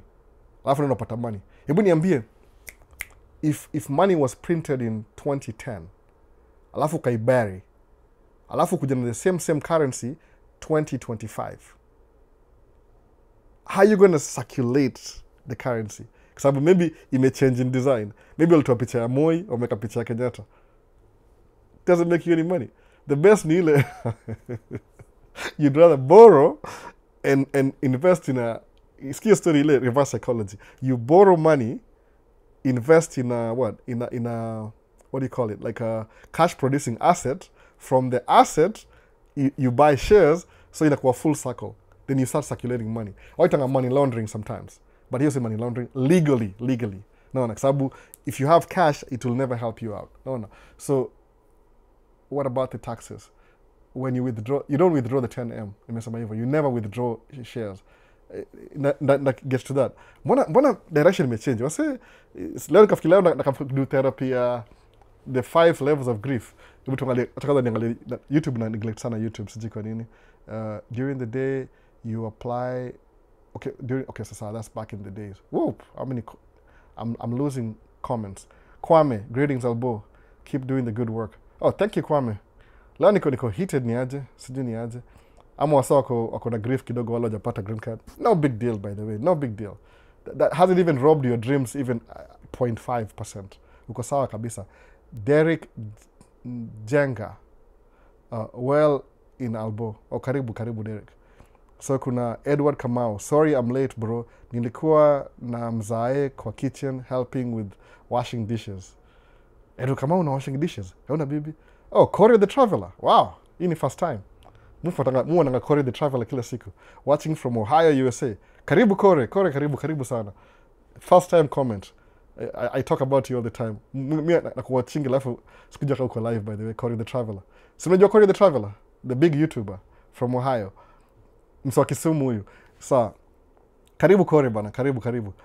Marsai Maxmed. Asema nini? Marsal Mahmed, April 4, 1989. What does that mean exactly, Siji? Maybe nisoma kitu. Gato. Like the video for engagement. Like the video. After that, please can check for me. I can't check for you, unfortunately. I can't. So, asamaji, I have been in the US for 3 months. I possess my green card and I have a driver's license here. Is there any chance to bring my sister over? If so, which visa would be applicable? Corey the Traveler. The family itakuwa hard. What you do ni ile, Corey the Traveler. I can't believe you're asking me a question on YouTube and you get to my DM. You can, by the way, you can. Your sister ni hivi, utafuta family function. Naona, mkienda huko Florida na wife. Utafuta family function. Ama, man, which is the best way? Able to honor. Tafuta immigration lawyer, I think that's the best way nitakwambia. Kwa sababu I can think about it. Tuongea in private, Corey. Sitaki kuongea, kuna vitu siwezi ongea juu ya live. Naona, but you can. Tafuta ile family event credible, alafu wa invite wakuja kuvisit. Alafu tutaongea story nyingine kuendelea mbele. It's possible, lakini lazima kuna process fulani. Wale kwa quick kabisa ni parents. Kama wewe sasa Corey uko na ile sijui kama umekuwa raia bado kuna green card. Kuwa na nini? Kuwa na itwaje? uko na family function, utawa invite wakuje. Legit kabisa. Ile hata maswali ile what's the purpose of your visit, nini itaingiana. Umeona? Is your sister a YouTuber too? Is she a YouTuber? Kama ni YouTuber kuna visa fulani ya ni kama ya media hivi. One of my friends alikuja naye last year. Sitaka kusema jina yake bado mpaka vitu tizibani. Ni mtizi. Kama yeye ni YouTuber pia, atakuja kama na YouTube na akuje kucover event fulani. Mu-invite kama ile story ya itongaje VidCom or something like that. Zile mavitu za YouTube na creator na kila kitu. Ama tu shule, alafu host, something like that. I follow you, hata sijui na sorry. It's like I know your life already. It's Corey the traveler. Kama ni wewe, kama si mtu amehack nini, it looks like it's you, I don't know. But kama ni wewe, ungetuma tu private, nakwambia private message. Or you can even call. No. But in terms of my sister, my sibling, it takes a while, a sibling. Lakini parents, ile circle parents ni ile walikuzaa, inakuanga evidence kwa rahisi. Sister, kuna other ways. No. Kami brother yangu alikuja hapa hivi ku attend funeral. Nikamwambia kuna mahali unaenda tafuta shule. So the advantage ni ile kama uko hapa already, when your sibling come over, the best you can do lile, you can host them while they try and figure things out. That's the best way. Sababu ile kuwa host ndio gashida. Ile so what do I do while I'm waiting? Kama my mom alikuwa nakaa na sisi, akingojea green card for a year, 18 months I think. Alikuwa anaenda kana kuzona anachungia watoto, anarudi hivi back and forth. It could be a little bit difficult na sister ile directly, but there's a way out. No. Tafuta immigration lawyer. If you want to use mine, I'll give you the number. Kama wewe ni Corey, watu kama ni Corey kabisa. Follow. Na kama I know his life already. Sababu yoga iko YouTube, no. Any YouTuber. There's a way you can do it though. Guarantee. Oh, zima comment. Tuma message Corey kama ni wewe. Nisha try to reach out na wewe. Sijui ni TikTok kama ni wapi, private message. Alafu nakwambia. Thanks for the information, Albo. One last question. How did you advise your parents to answer embassy question when they filed for their green card? See, they didn't file for their green card. They filed for their visit visa. Ilikuwa B1, B2 visa. And what were the questions they were asked kwa embassy? Nakambia hivi, mimi nilifanya hivi, from the time tuliongea mambo ya ku invitation kama ilikuwa April. They travel in August. So nilikuwa na April, May, June, July, August. Sawa, nilikuwa na 5 months. What I did ni hivi, niliandika barua nikawatumia. They had a letter 5 months prior to. Alafu what I did ni hivi, I would call my dad na my mom, maybe on Friday over the weekend. Alafu mimi na act kama mimi ndio US consulate. Then I ask them questions. Alafu wana answer. Alafu naambia, denied! Alafu, I didn't do that. I wish I did. So, I didn't do that. Like, practice for 3-4 months. So by the time walipata huko hivyo, of course, my dad was a little bit off. Nimwambia, by that time can make America enough to know how Americans think. Ile mindset ile. Kama siku mimi, I'm very American right now. I'm very, very American. Niko so absorbed in the culture. Yani niko tu, hata simushi ndio, huyu ni mimi kweli. There's a way, nini yangu imechange na everything. Imeni transform kabisa. So nimwambia, this is what I would do if I was doing that. I think like this. So lazima my dad afanye akuwe very disinterested. I don't really care about this. Disinterested with the thing altogether. I'm not interested, number one. Alafu seme, family ties. I have something that's tying me down in Kenya, family ties. I just want to see my kid and come back. That's it. I don't care.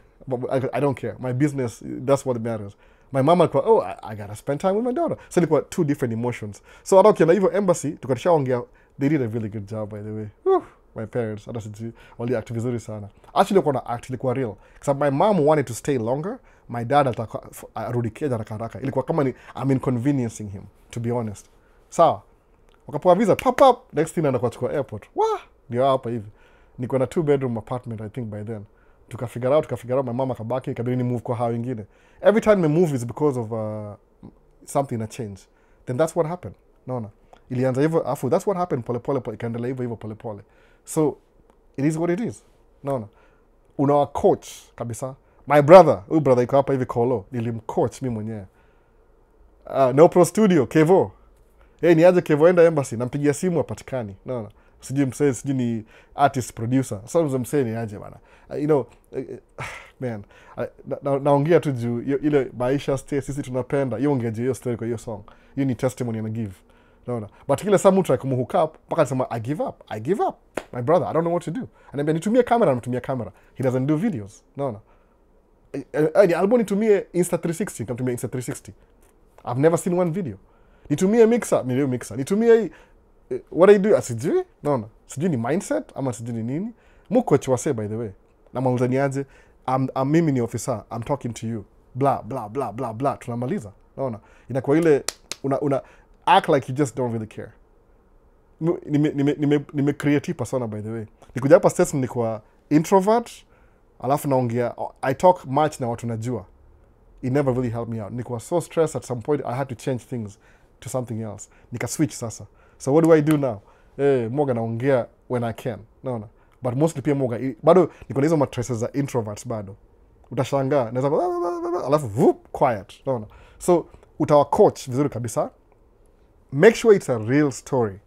Carlington. Real story.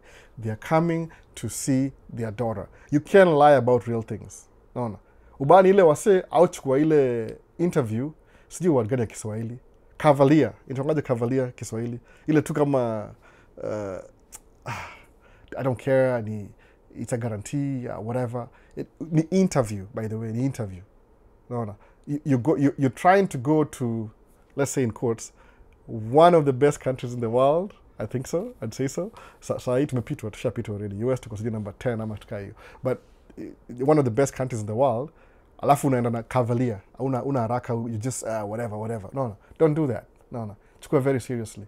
Mi semaje, kama saa hii, if I need to get another truck, which I'm thinking about getting another truck, the two economy ya Trump iko funny, iko unpredictable, but I don't really care about that. Kama ina make sense, nachukua truck ingine. Kama it makes sense, ndangojea 1 or 2 years. When nikienda kuuliza loan, muenda kama I just don't care. No. Ile, kama ninakomba loan, wakaniambia, okay, fine, nikaenda kwa mwingine. Did you manage to get it? Yeah, I did, actually. Oh, damn it! Huyo dem alininyima loan, alimmiss your interest for 4 years again. Mwana. Lazima kuna ile confidence fulani umebuild, umecreate over time. By the way, it takes about 3 months to create personality. So, si kitu hard sana. If you're the practice in 3 months, you'll be a totally different human being in 3 months. So, ndio hivyo. Wa coach kabisa. So, Okori amerudi. Thanks for the information. Yeah, ni text alafu nakwambia ile chini. Kuna vitu siwezi ongea ile, naona, tuko live. Unajua hizi vitu, wewe ni YouTuber bana, unajua hizi vitu. Mimi sikaa wewe, mimi sinanga time sana, lakini wewe unajua, wewe ni full time. Kuna vitu kiongea utakuwa shut down mahali. Ita fringe towards ile territory fai kuongea. Know it all. What do you think could be a problem with the embassy in Nairobi? Some DV-2025 applicants haven't gotten their second NL. Know it all. I don't think the American embassy, you come from this side. I think I could be wrong, but I don't think the American embassy. Ni email. I don't think ati wanatuma email Kenya, alafu Kenya na dispatch. The only thing that come through embassy ni ile, they'll send you a letter from here, alafu come kwa email yako, then they'll tell you, go to this embassy, present yourself. Na hiyo, iPad imekufa ama, sijika imekufa ama, maybe. My kids were playing with it. Sijika ita charge. Dead. Ulia. Useless. Tunitupa huko hivyo. Itakuwa ni ile, itakuwaje, ni ile, I don't think they're delaying. Usiwa accuse of delaying. Hiyo kutoka hapa hivi. Au ni ile, au fanya interview. That's their main thing. Actually, interview si free. That's the source of income. They are doing business. Lipo ni njia lafu somebody office. I don't think ni American embassy. I wouldn't go as far as saying ni on a delay. I don't think so. Sometimes ile bulk. Ndio kama sasa itseme, if I could get a little bit, when there's a Republican in office, I'll try to downsize government. So they fire more people, Republican. When there's a Democrat, I'll hire more people. That's what angalia in Obama's time, in Clinton's time, in Biden's time, unemployment ilikuwa less because more people were hired. In Bush time, in Trump 2.0, watu wanakuwa fired. I don't really understand the logic behind it. Because amufikiria gava, the way I understand it, gava ni kitu, it's a business, but it's not a business at the same time. You're supposed to take care of people. No, charity, you promote. Sababu, either way, even if you're not breathing, gava you make dough from everywhere. Yani, one of the best business model kwa nani kwa country. Sababu country makes money from everywhere. No. Alasema, we are building this road, you need dough already. Kwa nini? The money they'll spend to build the road, 2 million, 2 billion. ita come back to them as 2.5 billion interest. Just yani money, money is a tool, ni kama currency. The more it moves, the more it attracts more money. So wanajonga hiyo concept.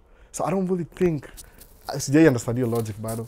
Yeah, maybe ni ubaguzi, hata sijui. I don't really know exactly what. Mbona why inanikatia hapa hivi. Mbona. I don't think, anyway, to TikTok, nimesahau sana. Refresh. Asikumbuku niko wapi kabisa. Niko super coding, dude. Tuende wapi. What about taxes? When you withdraw the 10M, or you don't withdraw, you never withdraw. John D. Rockefeller alikuwa billionaire 1915. Hata kuwa na indoor plumbing kwa nyumba. Mimi naishi a better life than John D. Rockefeller. To this day, the family is rich. Kwa nini? Waterfall method. Let's explain kitu baadaye. Itakuwa different concept. Please, niwachie. Hiyo ni life insurance ile.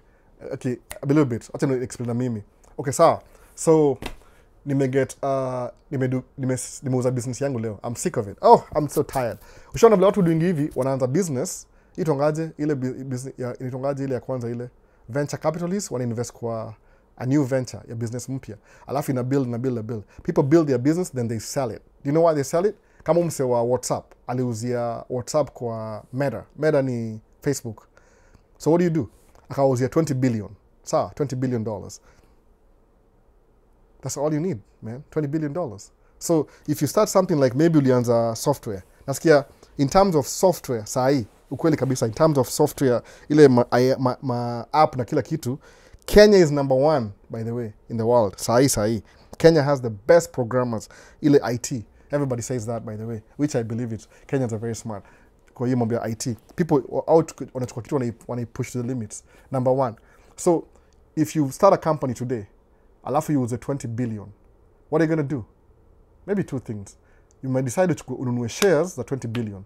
Ukinunua shares za 20 billion, kama Apple ni 40 million or so, I don't know, 40,000 per share.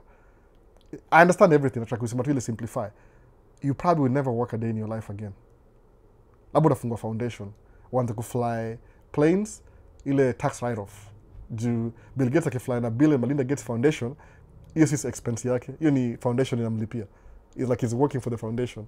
No. That's something Bill Gates donate 99% of his income. It's a good philanthropy. There's something behind that, by the way, if you understand. See, philanthropy per se, it's a tax-saving method. No. That's what he means by that. So, unachukulia watu wako life insurance, unafungua trust. Alafu watu wako wanakuwa beneficiary pia, your kids become beneficiary. So what happens ni ile, if my kid dies, the trust gets 10 million from my kid. Because I'm insure life insurance. If I die, so every time you die, you make your life, your portfolio, your trust, your family trust richer and richer and richer. So imagine everybody who's a family member kuna life insurance, alafu every time they die, wanaongeza kwa hiyo pile. No. That's how you create generational wealth. It's one of the ways of doing that, by the way. Mbona sasa? Unachukua insurance, alafu inalipa mtu kisha kufa. I learned that like maybe 3-4 years ago. I think so. Maybe 5-6-7 years ago. But nilichukua life insurance, niko na mbili, by the way. Moja na ingine. I have 2 life insurance sahi as we speak. If you want life insurance information, and I want a MZ, Lydia, Lydia, I think. Ile Lydia na H mwisho. Ako, yeye ndio Maisha State's in-house agent. I'm just kidding, but you get the point. Nilimwambia anafanya video. Promote. Aambia yani kabisa, hata aongee Kiswahili if possible. Unajua hivyo. When you reach somebody, you learn, you get familiar with these things. So, were you able, man, nimeenda wapi kwani? When you withdraw, you don't withdraw. What was your score then? My score nikianza America nilikuwa na kama 650, I think, nikibuy gari yangu ya kwanza. 615 hivi nikibuy gari ya kwanza. Nilikuwa na credit card moja ya ujinga sana, ile secure for 3 months. 615, alafu nikienda, the highest I ever got ni 750. Alafu nika lose, boom, ikirudi mpaka 512. Iliishi hapo 512 karibu 5 years. But I found a way around it. Ndio musa mangaje, in my idea ni ile, credit score ni mzuri when you're getting started and you want to borrow, but always borrow to buy assets, si liability. Mimi ni liability. That's a problem. Naona ile tu kutojua information. Ndio ile mwanga wild card. I do things first, ask questions later. Ufanye hivyo. But it kind of works. Ile kama sasa niko na desire, by the way. Niko na desire, such a be my biggest desire sasa. I've been holding this for a long time. Nitakunua zoom lens ile zoom ile extra zoom ile kabisa zoom. Kwa nini? So I've been thinking about buying a zoom lens. So zoom ni kama $2,000, by the way. Ni 200 to 600. Hiyo ni Sony. Kuna 60 to 200. Hiyo ni Tamrad or I don't know, kumbuka hiyo jina. Tamrad or something like that lens. This weekend it may come to life. How come I never got that lens? It's been niko naangalia Amazon yangu ile chini naangalia zile vitu nimesave sijainunua. Nikaona, wait a minute, I never bought this lens 2 years ago. So I'm thinking about buying that lens. So nafikiria, okay, I need a 200 to 600 millimeter lens. Ni Sony, itakuwa Sony, si G Master, ni G, itakuwa OAS, optical stabilization. So, why do I want to buy it? I'm thinking of coming to Kenya, alafu niende tour na ile tour ya wildlife. So if I'm going to take pictures or video, siwezi kuwa na karibia simba hivi karibu. Lazima niko na ile zoom lens ile. Lens ni expensive, ni $2,000 by the way sahi. Maybe they'll get a new one. Kuna mpya. Kuna mpaka ya $4,000, $5,000. So I'm okay, now that I want to buy that lens, how do I get the money to buy that lens? I'm not thinking about I'm going to get it on credit first. Najiuliza hivi, how do I make money to buy this lens? So this year, somewhat, nachukua gig ya photography. I have to. So I need the lens. I'll find work ili talipia hiyo lens. So this year I'm open for business. Anybody akona anything ya photography anipatie. Nda build up. Ipatakuwa ya ngiri mbili hivi, 1 gig, ndanunua hiyo lens immediately. That's what I do. So when I need something kama liability, I have to deal kwa ile Myron Golden ule konongelea 2 years ago. Alisema if you need something, if you want to buy something, invest nayo. Yani angalia how can I useme ati I'm going to borrow. Fikiria hivi, let me create money alafu nilipie cash before ninunue. So that's what I'm thinking about. Actually ninunua before nilipie, but I have to figure out how to pay it off. Sababu si priority kwangu sana, because it's not a lens I use on a daily basis, but I want to buy it first nitumie before nikam naye Kenya kupiga nayo masimba na malayo na manini. No. Ile lens kubwa ile 200 to 600. So I'm thinking about it. So naona hivyo. So but like uko na problem, you find a solution, you have to pay for it. Hiyo ndio mindset niko nayo siku hizi. So kama sema na repeat these words. Niyo post video jana, I was not supposed to post it, lakini sema ni post tu. Ile I was going through my TikTok comments za my hater, nikireply, unaona. By the way, ukinienjoy mimi nasikia kucheka tu by the way. Kwa sababu ukinienjoy, mimi ni mchongano headquarters by the way. Ile tu I'm trying to be a good boy. Si lazima nienjoy wase. Si nili grow up SLE. Tulikuwa tunachongana kila siku. So mchongano pia niko na hizo skills kidogo. Wasako ananiingilia ati alboni aje nini. Nikasema acha ni reply hiyo kitu kama niko kwa park. Ubaya dem fulani alini photobomb. Anyway, alitaka labda kubonga. Labda I think ni content creator juu anapiga mapicha za Instagram. Siku notice by the way, ni mwana alinipita akaniangalia akaenda nyuma. Akatoa manguo, akaingia kwa beach, akaswim akapiga mapicha akatoka. Tena kama akapita mbele yangu hivi. I know she wanted anyway, tuangalie story. Hiyo video last mtaiona hiyo story. Alini photobomb tu. But ile if I want something, mutafutanga how do I make that money alafu nilipie. That's it. Alafu na move on. Utaniona hiyo lens soon by the way. Hata maybe next week hivi. Sababu my wife is graduating in 2 weeks. Asha graduate already. Ile ceremony in 2 weeks. I'm supposed to attend.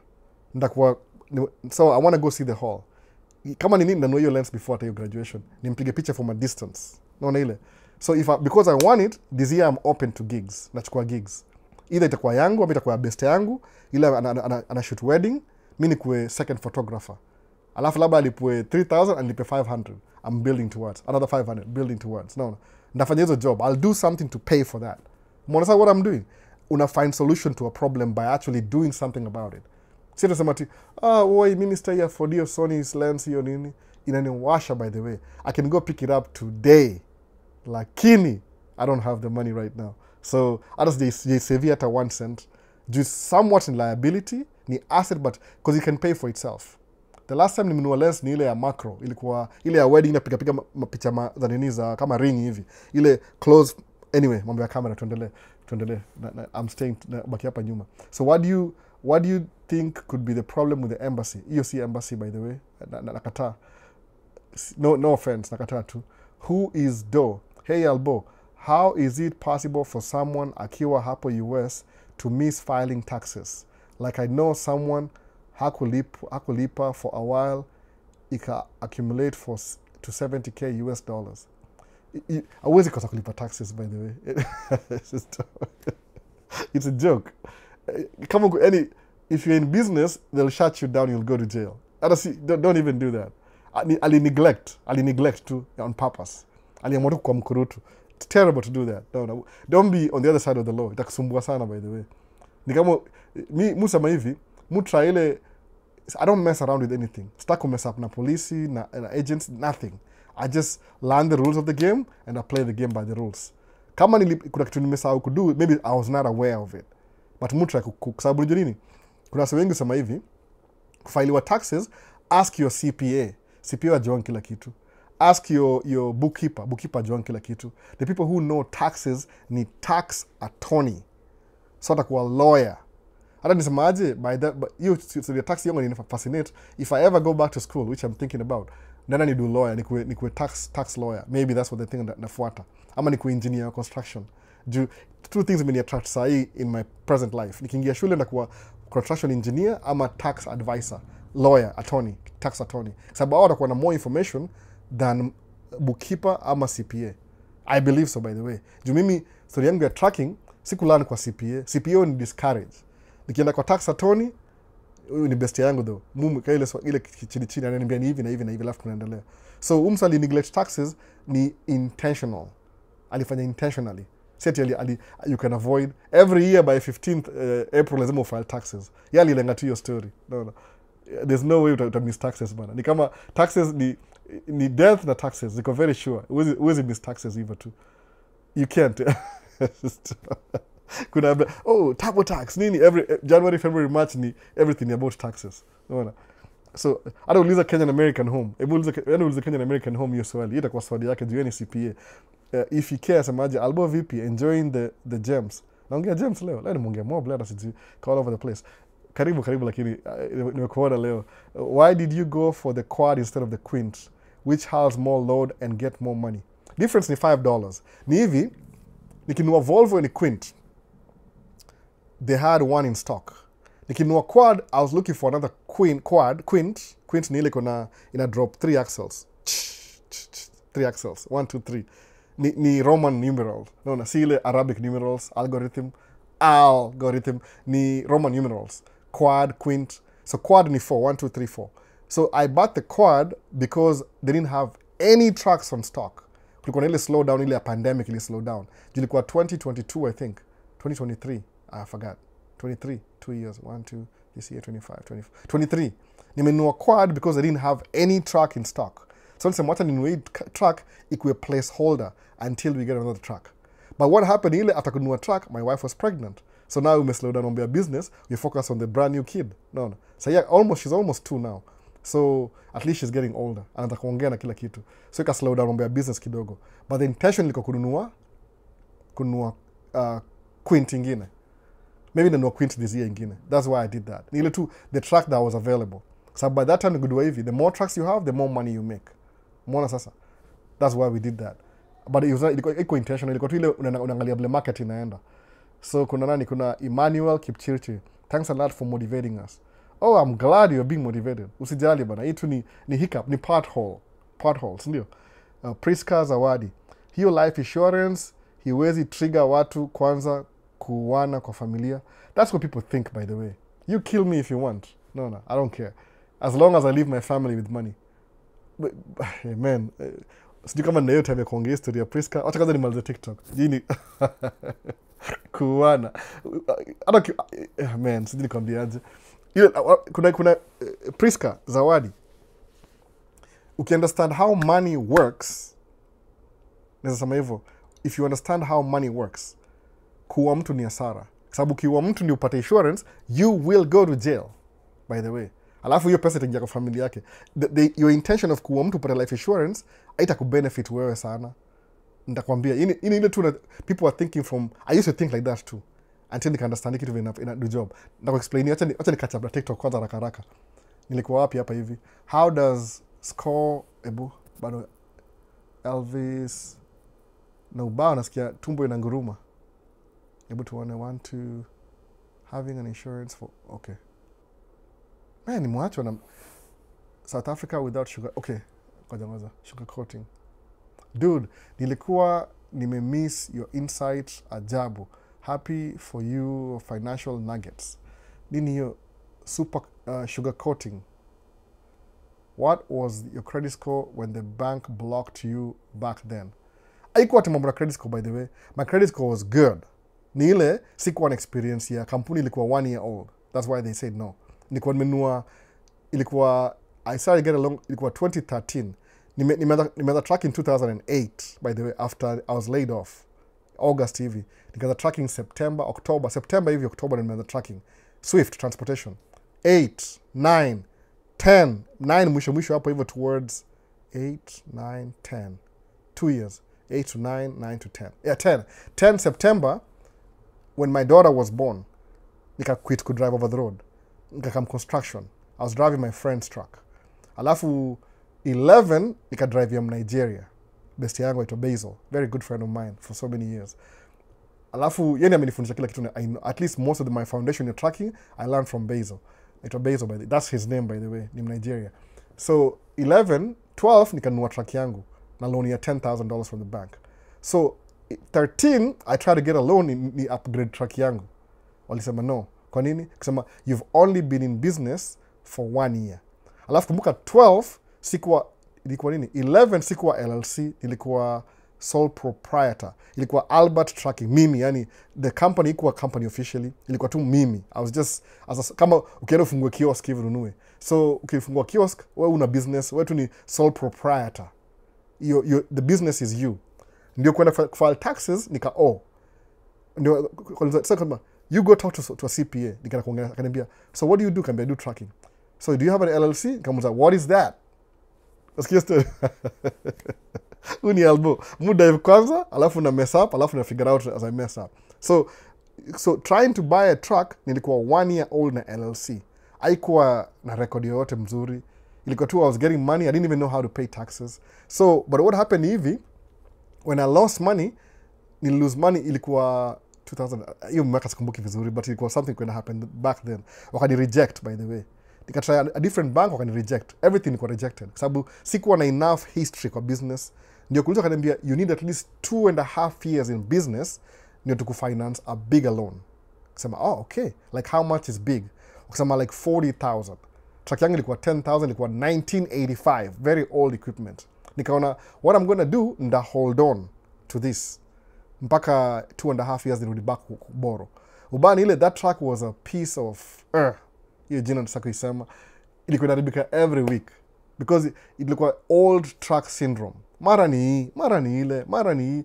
So instead of making money, I was losing money. Eventually it died. Nilikuwa ina fix. Nimenunua truck, pay off, but it has too many repairs. So when the truck breaks down, inakaa 2 weeks down, alafu then I have to pay for it. So I lose income for the whole month. The next month, nata kurecover, inaribika tena. So it's like I was doing business the wrong way. But guess what? Nobody advised me on how to do business. I just jumped in. Nikaanza. It's something I had to do. So na ile tu ignorance yangu. So nilikuwa ignorance is bliss, saa zingine. Nililearn the hard way. Nobody was advising me. I just knew that if you drive truck, you'll make money. That's it. Because I saw my friends check. Yeye alikuwa na a better truck. Wife yake alikuwa nurse. So they had 2 incomes. They were doing better than me. Nimeangusha simu. I talk with my hands sometimes. Naongea na mkono. So that's why ilikuwa hivyo. Why Wells Fargo is that bad? I'm just saying it's bad. Hey, labda nafanya kazi Wells Fargo. It's not that bad, by the way. Ni bank tu yani. Wako na records mbaya. I'm so sorry. Sitaki kuongea story hapa sahi. Ni story nyingine. Different forum. Niulize kwa comments nakwambia. Dude, nilikuwa nimemiss you. Okay, nishasoma hiyo already. So South Africa, sugar coating. Sugar coating. At South Africa, without sugar coating. Oh, yes, okay. Hi, Albo. Hope you're doing well. Okay, I do work as a security, earning 25K. Can you advise me to go work in Hot TV? Okay, I am bad. In golf? Can you advise me to go work in golf? Hot TV. Okay, you work as a security where? In Kenya?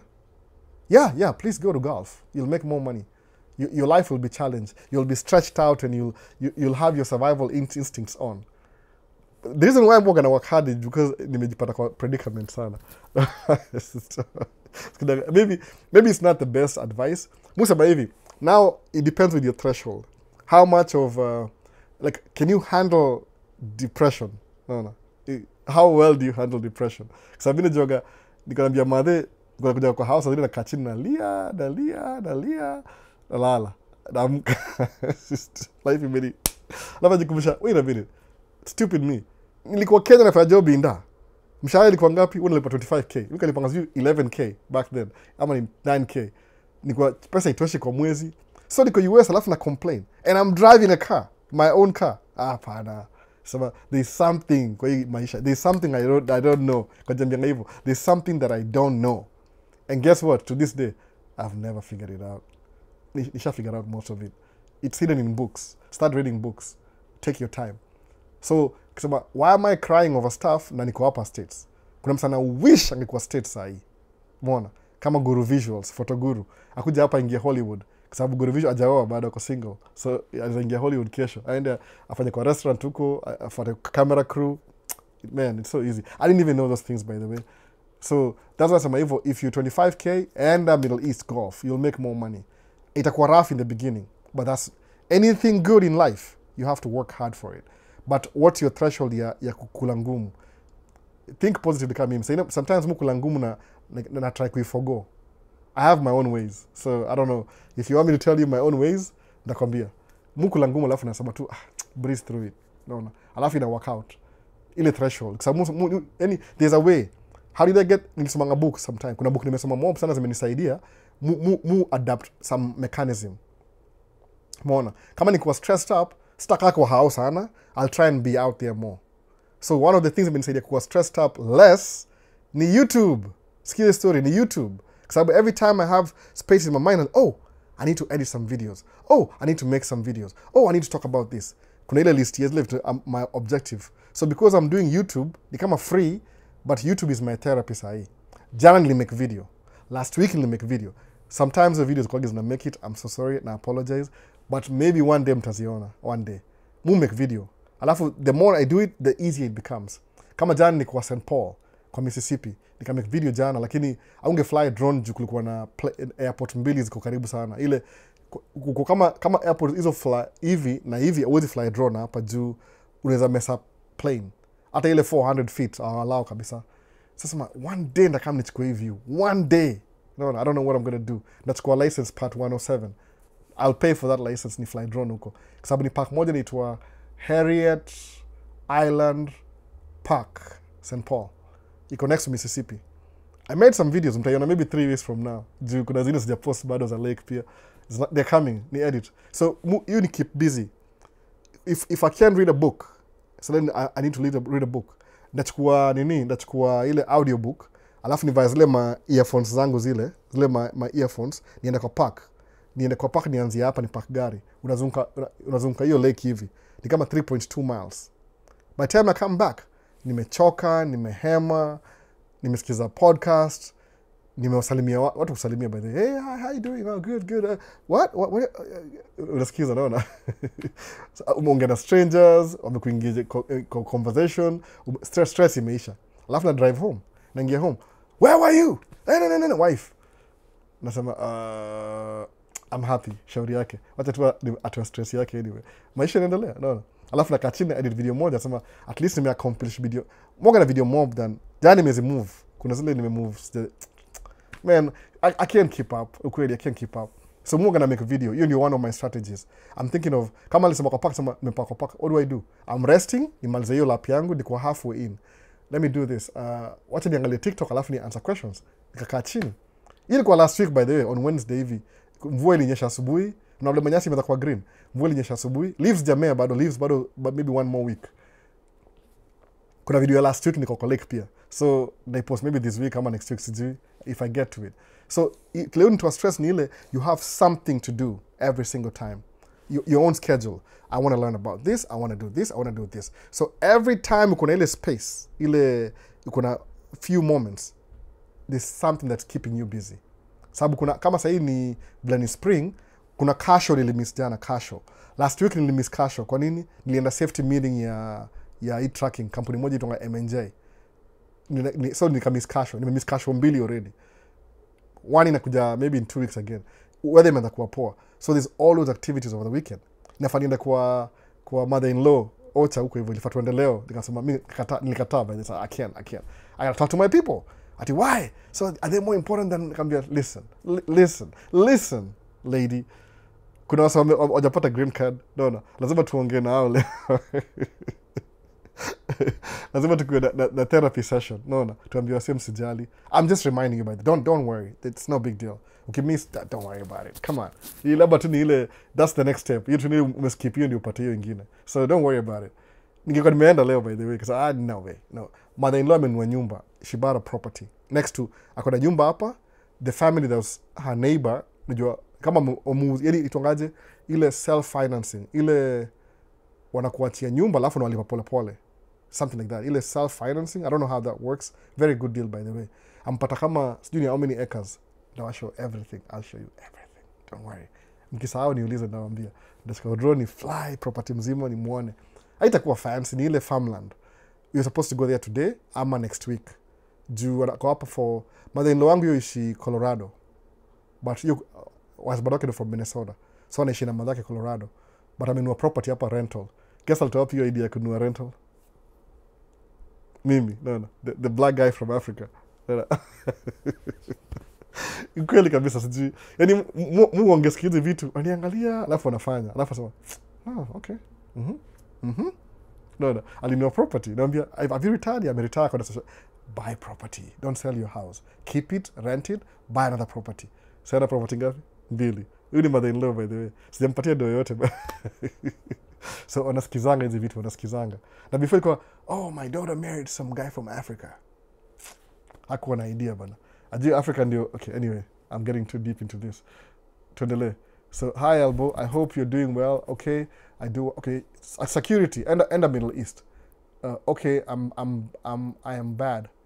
Kuna Cody fan, is having an insurance for your mortgage a must? Insurance for your mortgage. Ukilipa, not a must, kuna requirement. If you're buying a house, alafu you put 20% down payment to the cost of the house. Suppose the house ni 100,000. Alafu seme, before you buy it, uweke 20%, 20,000 down for 100,000. Guess what? Utakuwa na mortgage insurance, kuna insurance mbili. But you have to pay insurance for your house. In case anything happens, insurance will pay the house in full. Kama ikichomeka hivi, which happens. So the requirement insurance ni lazima ukuwe naye. Because mortgage si yako, the bank requires you to have insurance. Because they don't want to lose their asset. The house is not yours, it's pretty much the bank's house. Lakini you have to insure it, so anything goes wrong, both of you benefit. So lazima kuwa na insurance kwa nyumba, you can't skip that. Unless ni family owned, na you have your own income. Kuna hizo, insurance ni kama must, kwa hizo hao. Cody fan. So Guru Visuals, join. Karibu Guru Visuals. Mwangaji wako umekuja umeshow up. Alishow up before. So South Africa, I understand now. Thanks for me, I misunderstood. Vava merudi leo Vava. It's called leverage buyout, LBO.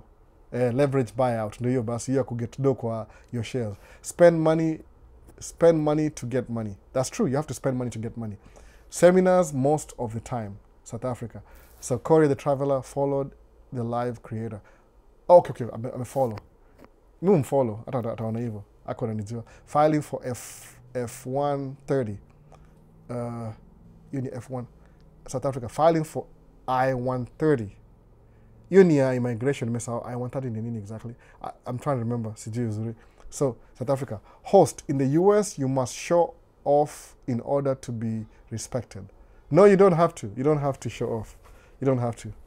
You don't have to show off. That's a bad idea.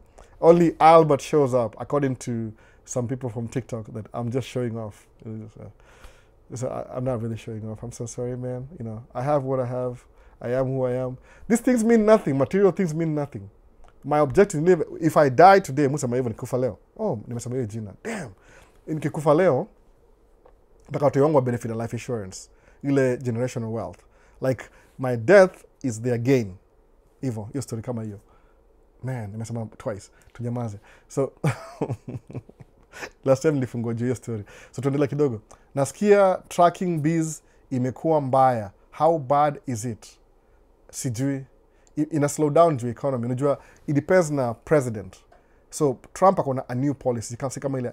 Most of the time, when new presidents are elected, sometimes au ignore vitu zingine. They don't really try and make radical changes. Wana keep ile flow, alafu wana try to focus on their agenda. Sawa? Kama Obama, one of his biggest agenda ilikuwa Obamacare. Ile affordable, itongaje ACA, Affordable Care Act. Affordable Care Act. Ilikuwa one priority. Alipass. Yeah, Trump, the first time ilikuwa tax break for the rich. People say like it's a really bad thing. If you're rich, you're really happy. So it depends on your agenda. Lakini Trump 2.0, akona story mingi. Immigration, vengeance, nini, so much. I don't even know. I don't keep up. Ni crazy to keep up na politics. You can't. No. Because the way they're doing it in 24-hour full-time, ni crazy town. It'll drive you crazy. Unaingia YouTube, 15 videos about the clickbait, what Trump did today. I'm not even watching one of them. No, stuck watching one of them. Naendelea. Unless it's funny. Unless ni Bill Barr. No. So that's what. So I don't keep up with politics. Mutra sababu ni distraction ya kudistract. No. Ni kama politics ni kama theatrical in a way. Ni theater. It gives you the illusion of choice. So you can't just these words before, by the way. Who said these words? Nimesahau hiyo author. Politics is a theater. Wana act, nama actors. They give you the illusion of choice. The truth is they know exactly what they're doing. But they need you because when you're commodity. So if you follow politics, you'll never be rich.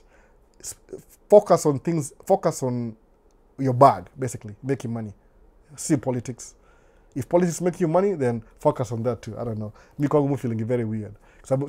If I'm running for office, it's not for me anymore. It's for other people. But the bureaucracy might defeat me, undefeated. Lakini mostly, run for office is to help people. To accumulate wealth. Because I'm pretty sure I can do that without politics. Accumulating wealth. Ni mindset too. How do I do this sometimes? If I sound like I'm really knowledgeable. High school dropout. Some college. I never really... College dropout. Let's be honest. College dropout. Because I was in college a little bit. I read books. Sometimes useless books. I read the book. I didn't gain anything from it. I read it anyway. Now, the new thing since last month, I listen to books because of my wife. She gave me the idea. I'm not going to listen to any book. That's not real. It's real. She got me the ear. Wife amenunulia mpaka nini my earphones za kusikiza books. So I listen to books when I'm walking around. I walk so much, by the way, every day. Now I'm walking every day, basically. I'm walking every day. Imekuwa kama habit. My muscles feel good. But when I was riding bike, nilisikia muscle moja hapa ilijigusa vibaya sana. Uchungu kidogo. So I need to work on that. I'm really focused on, sababu sahi, I'm not on diet anymore. Diet nimaliza. So if I'm going to keep up my weights and everything, I have to move more. The reason why I gained so much weight, I was just driving and eating and driving and not exercising. So najua, one of my deficiencies was not exercising, not sleeping enough. I didn't take sleep seriously. I was just eating whatever I wanted, and I wasn't moving as much. So it's crazy. I move a lot, I eat less, and I try and sleep more. More navel. So it's more practical for me right now. So I listen to books too. If you start listening to books, you'll listen to a book, nothing today, completely zero, like the waste of your time. Then 2-3 years from now, you'll get another book. Then the book that you thought was useless 3 years ago, start connect. Oh, I'm glad I read that book. So I've been thinking about investing for 3 years. Last 3 years. I was very serious about it. What did I do? 4 years maybe. Nikachukua life insurance. Nikachukua life insurance ngine ya pili. Nikafungua account. I don't even know what I'm doing, by the way. I don't even know the password to my account. Nimesahau. I have to renew it. I don't even look at it. No, even sasa. So sababu before I knew about investment, I used to save money in a regular account. Then nasahau 2-3 years kiangalia 25,000. Oh, wow. This is so good. Sababu hiyo account hata aina debit card, aina credit card. I do have the cards na check na kila kitu, but I never use it. Muda mtu pesa nasahau. So high yield savings account. Wait a minute, that's a new thing. So if I did this 10 years ago, right now ningekuwa na income fulani in accumulate every day. I didn't know that then. So now I'm a late bloomer, 46 years old, almost I'm 47. I'm turning 47 this year. So basically, it's more real right now. So I'm working hard to catch up to the lost years. And I could, by the way, I'll catch up. So I'm not a typical employee. More ganika self-employed in a way. So there's things I can do to make money on the side. So creator, hosting in the US, US, you don't have to show off, by the way. You don't have to show off. If you feel like you don't want to drive a Q7 like me, don't buy an Audi. Audi got really, like right now I want to buy a lens. It's $2,000. I'll figure out how to buy that lens. So nikienda kupiga picha huko nje when I'm taking pictures, people see me with that, like, ooh, he's a professional in the bunch. No, I'm not. It's just some guy who watches YouTube and learns how to take pictures, and I go out there and do it and make my mistakes. Why? Because nobody's paying me to take the picture, but I'm taking the picture anyway. Mwanaiva sasa. Ongea kizungu mingi leo. Nini mbaya na mimi leo? So people are asking me to be English. Nasikia tracking business imekuwa mbaya. See that bad. Nimesahau, that's exactly. Ilikuwa policy, depends on policy. So Trump, he wants to overhaul everything according to his belief. Like, let me make change. Let me move things around. So maybe we'll have a better outcome. Watu wengi wamezoea status quo. So like me, I feel uneasy. Why do you have to fire people to make the changes? I feel very uneasy because these people have a life. If the government is firing people from the government, what problem are you solving? Sabu, politics will never change. It's still the same thing. He's the president. He has the mandate to do that as a president. He comes in with his own policies. So aki implement policies zake, somewhat his policies come a tariff, they're hurting the trucking industry. Sabu trucking industry imekuwa hurt in the beginning from the pandemic, the movement of goods. No. So imekuwa ikitry to recover, then you put tariffs, make even harder. Sawa.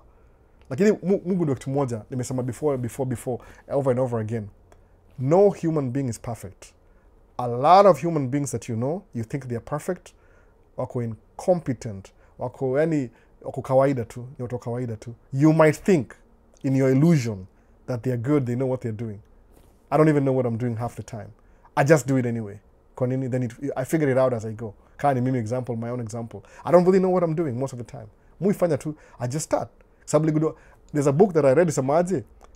Showing up is 80% of the showing up is 80% of the effort. You need 20%. So I'm like, oh, okay, let me try that out. I did, honestly speaking. It works every single time. Even the harder it is, the better. Kwanini? That means it's changing. There's some force against. You're rubbing against the force. When it's harder, it gets better. When it's too easy, it gets harder. Samujuanga hivyo, hiyo ndio philosophy yangu. No, my own personal philosophy. When it's hard in the beginning, it gets easier later. 9 times out of 10. I'm a 10 times. Nasema tu 9 times because of ile perfection. I don't want to give it perfection. But 9 times out of 10. When it's hard in the beginning, it gets easier later. Sawa. So tracking business ni hivyo. Ni ile policy changes na affect tracking. Lakini watu wengi ongea tracking juu ya nini? Au ongea juu ya over the road truck driving. Mwambie wase wachana over the road truck driving. Specialize na dump truck. Kwa nini? You still make almost the same amount of money over the road and you're home every night. And you can spend time with your family. You can live a regular life. Like Mimi, I'm attending my wife's graduation. She's not young. She's like mid-30s. But I'm attending her graduation. Nachukua 1 day off. Nimwambia, that day will cost me almost $1,000. But I'll come anyway. Why? Because I'm home. My kids graduate ile end of the year. I don't usually attend, but I'm watch live stream. So when you're home, you're home. You'd rather make a little bit, but be home. I mean, I don't think it's a little bit, but people just say that for argument's sake. It varies. Sometimes over the road make more money or less money. But economy over the road, construction is not necessarily affected kama over the road na tariffs na kila kitu, because tunafanya kazi na local government. They have to fix roads. They have to fix drainages. This is just regular maintenance. The public works. So public works, they just fix things. So huwezi unalemewa sana. Kama this year tumechelewa kuanza job, hata side dump ijashika sana. So what am I not doing? I'm not driving side dump yet. I'm still driving the dump truck. One driver came back, the other driver is waiting. I can drive Uber. No. So it is what it is. If it's over the road, you need jumla generally. You're not gonna make money if you haul goods from China. It'll slow down your tariffs. But the president has his own policies. It'll affect. That's why you need to be careful who you, make sure your president's policies align with your desires or something. I don't know what that is. But anyway, because kuna watu walisema we want mbaguzi president, wakampata ndio hiyo sasa. So that's why. South Africa, that's very correct. Alvin, at Alvin, do you think it's enough to pay your bills with kids and save? Ama nipige hesabu zingine? Alvin, I'm doing it. I have how many kids? Do you have 4 kids or do you have 3 kids? How many kids do you have? You probably need to make more money. Maybe the thing you're doing is not making enough money, but that's still not the excuse. Adjust budget.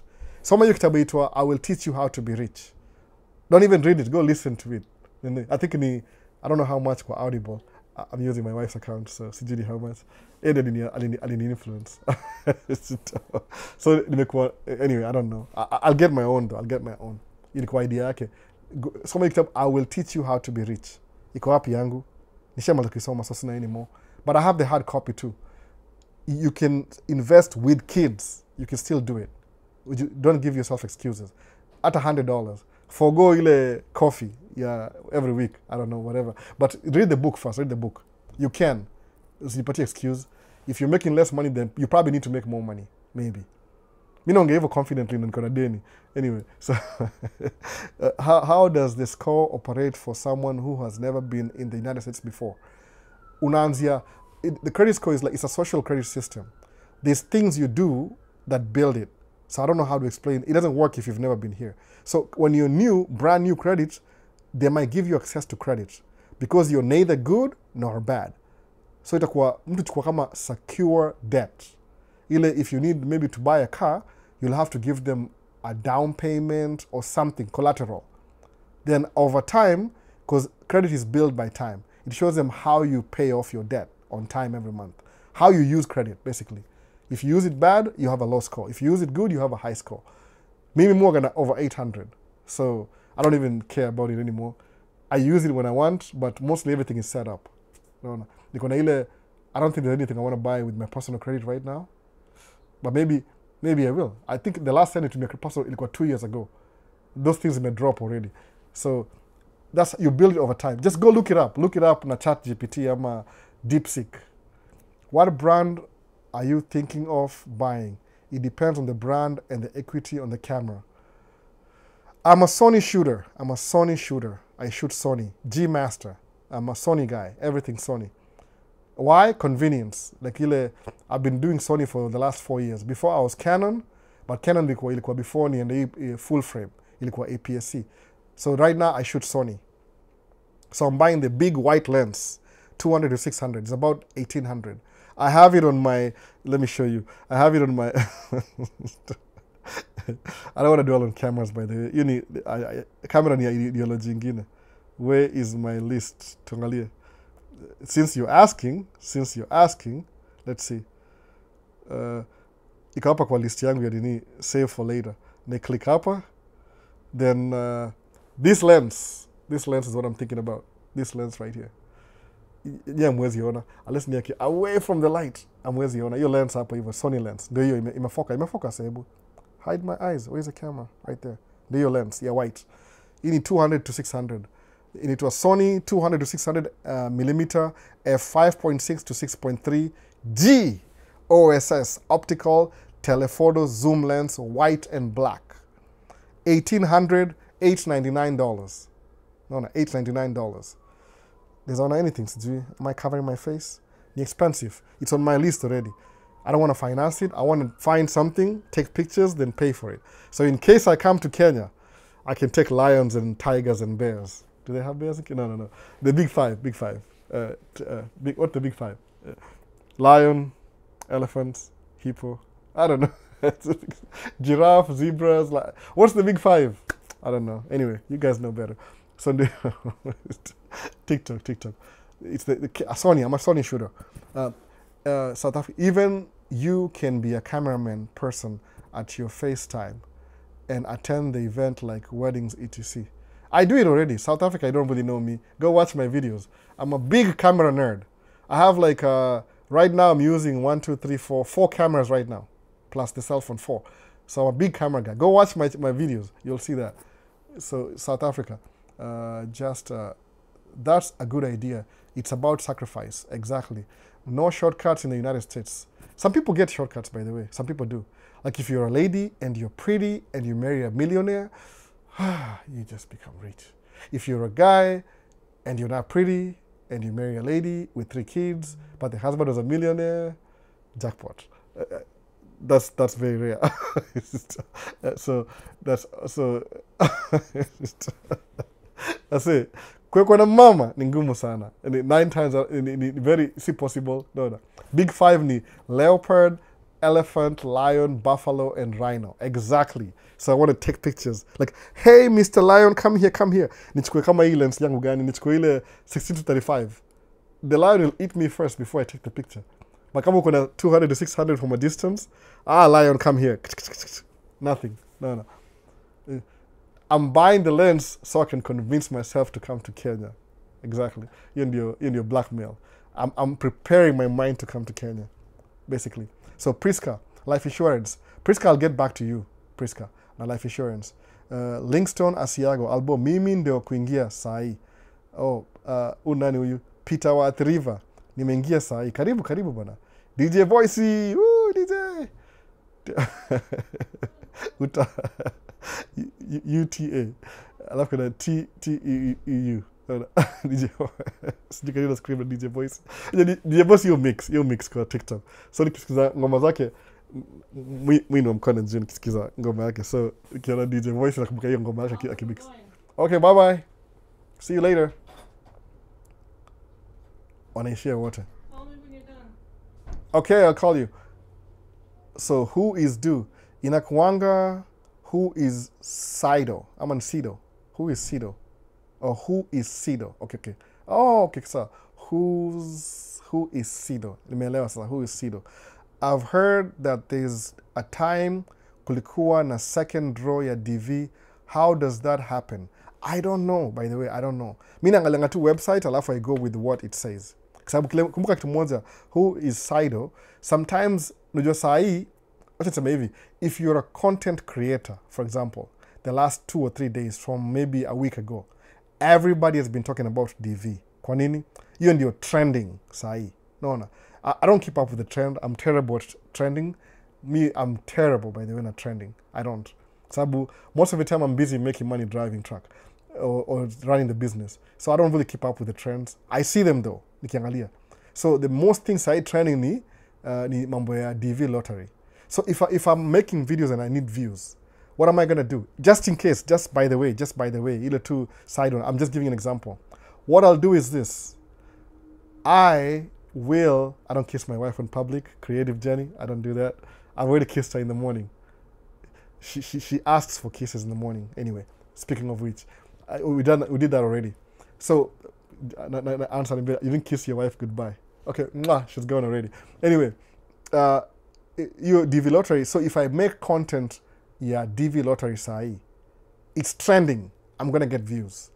So as a content creator, full-time content creator, you try and cover all the bases. Utaongea juu ya first NL, second NL, sometime in the future, you'll hear that, right? It could be true, it could be not true. But I don't know how that works. Ni ile, unfortunately, iPad yangu imezimika. According to the website, wanasema, check, if you didn't qualify, inaishia hapo. If something happens, maybe there was an error with the system went down, they might decide, let's do it again. They might do that, by the way. Because there's one time, I think, my brother got a green card. My brother, Kolo, got a green card. Then it never came through. Ile second NL. Wakairan tena akalose. I was so happy that he was going to come here. Then akalose. Pia mimi nilikuwa depressed. Nilikuwa na 5 levels of grief. He didn't know that I had 5 levels of grief. My brother got... Stupid guy. Anyway, I mean, the brotherly love. Muja alijua mabro wangu. Sijui kama wanijali. They act like they don't. Anyway, so akamisiwa green card. When they ran it the second time, alipigwa nje. But it's here. Ni raia. Anyway, so I win. I won. I won anyway. So that's what happened. So it might happen.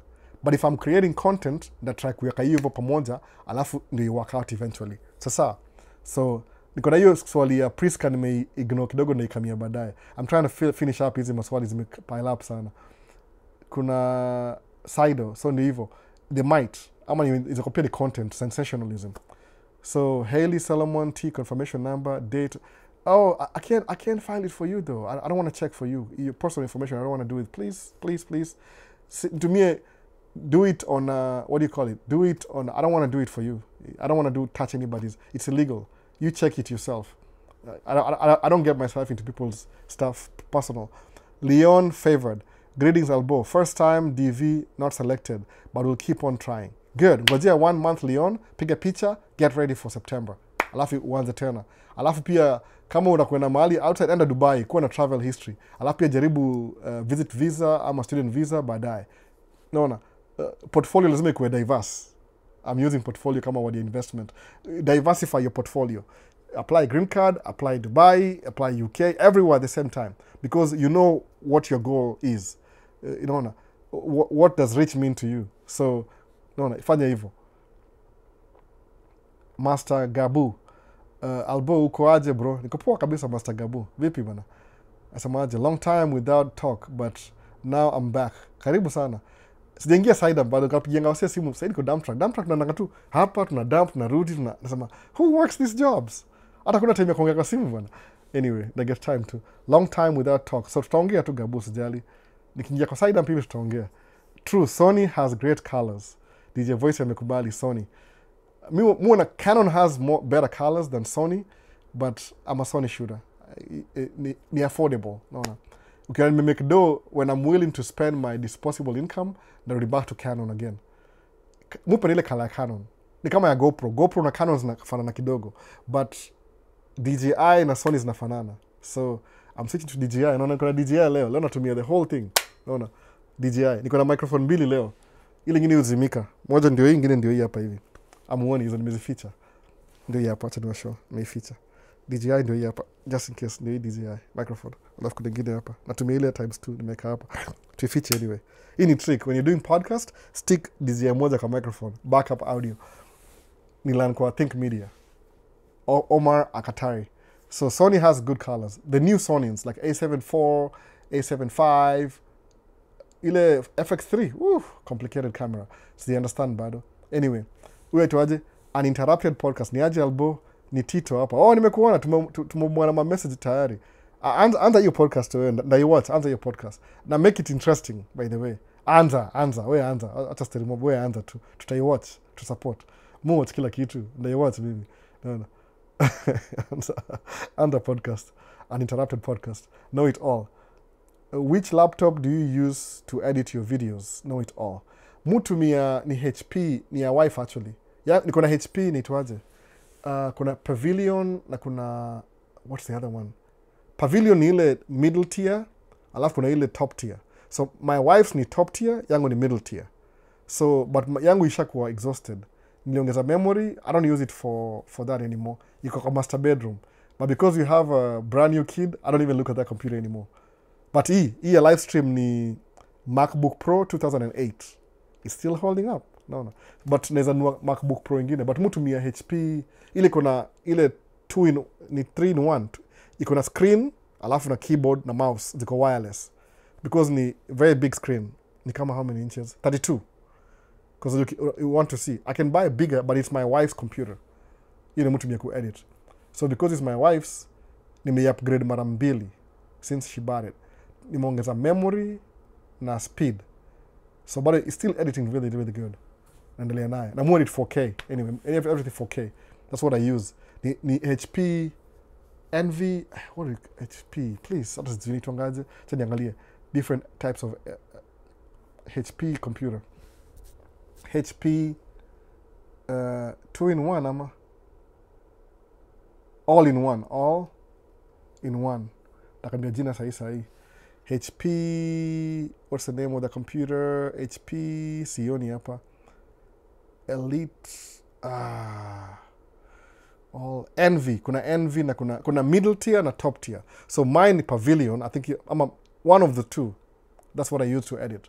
Mutumia watch software. Sikizi mutumia CapCut kwa video zingine. Alafu kuna ile Movavi old school ya last year. Alafu na DaVinci Resolve. But DaVinci mutumia specific video, si kila video. That's what I use for editing. But any computer, as long as you can speed, you can do it with it. You can do it. So TikTok pia, big 5. Nili apply DV mara 3 nikaanguka kabisa.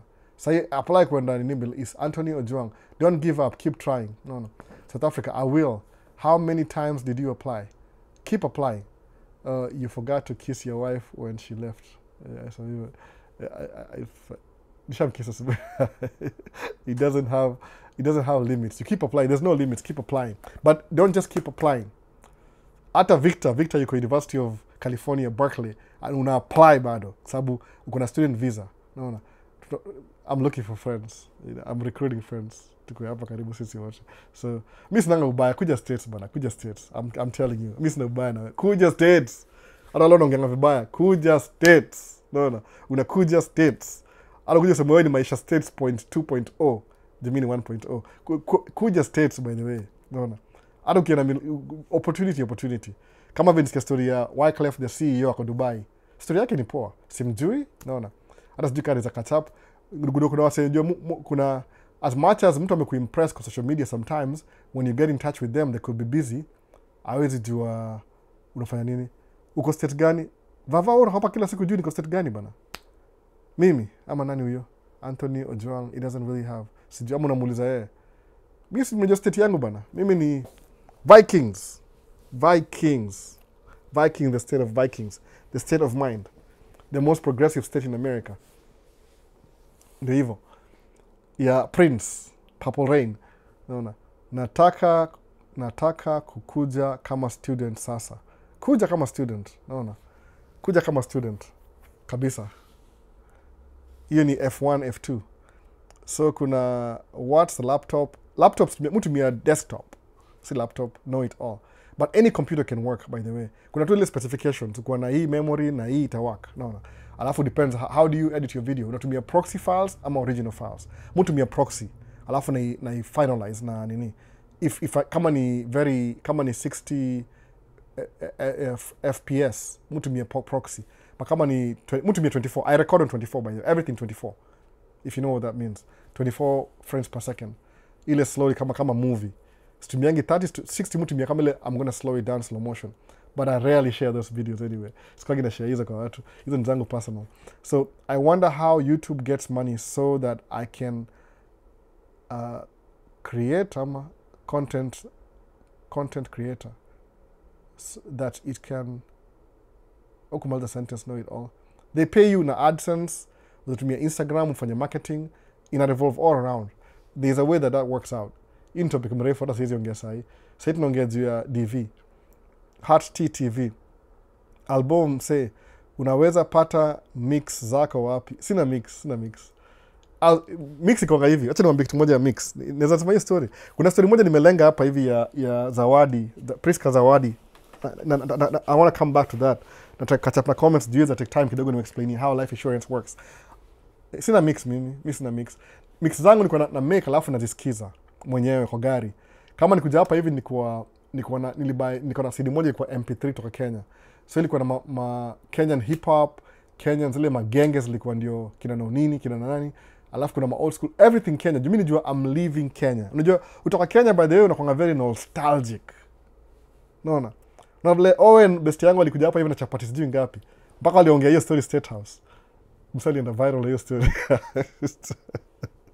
Owen, alienda viral hiyo story machapo by the way. Ilikuwa everywhere. Anyway, so ukitoka Kenya unafeel kama you're losing, ilikuwa nostalgic. So what I did ni hivi nikamna ngoma za Kenya more sana MP3. Hata best yangu Mnesh nimwambia alinitumia ngoma zingine juzi but alinitumia ma mix already. So what I used to do ni hivi nikibuy equipment yangu ya DJ nilikuwa na ile nitongaje si Serato, nitongaje ile nyingine nimesahau jina. Si famous hapa hivi sana US Serato no number 1 Serato na ile ya Pioneer. Kuna moja nimesahau jina ya Europe nimesahau jina. So I used to mix my own mix alafu naziban kwa CD Alafu niko na Toyota Corolla iko na 6 CD changer. Naingisha ma CD ndani. Unajua ni old school, ni dinosaur siku hizi. CD changer ni nini bana? Kuna majenzi hata hajui CD changer ni nini. Anyway, alafu naingisha CD changer. Alafu when I'm driving nasikiza tu ngoma kila saa. Sisi kwa mix zangu. So na mix ile ngoma I want to listen to.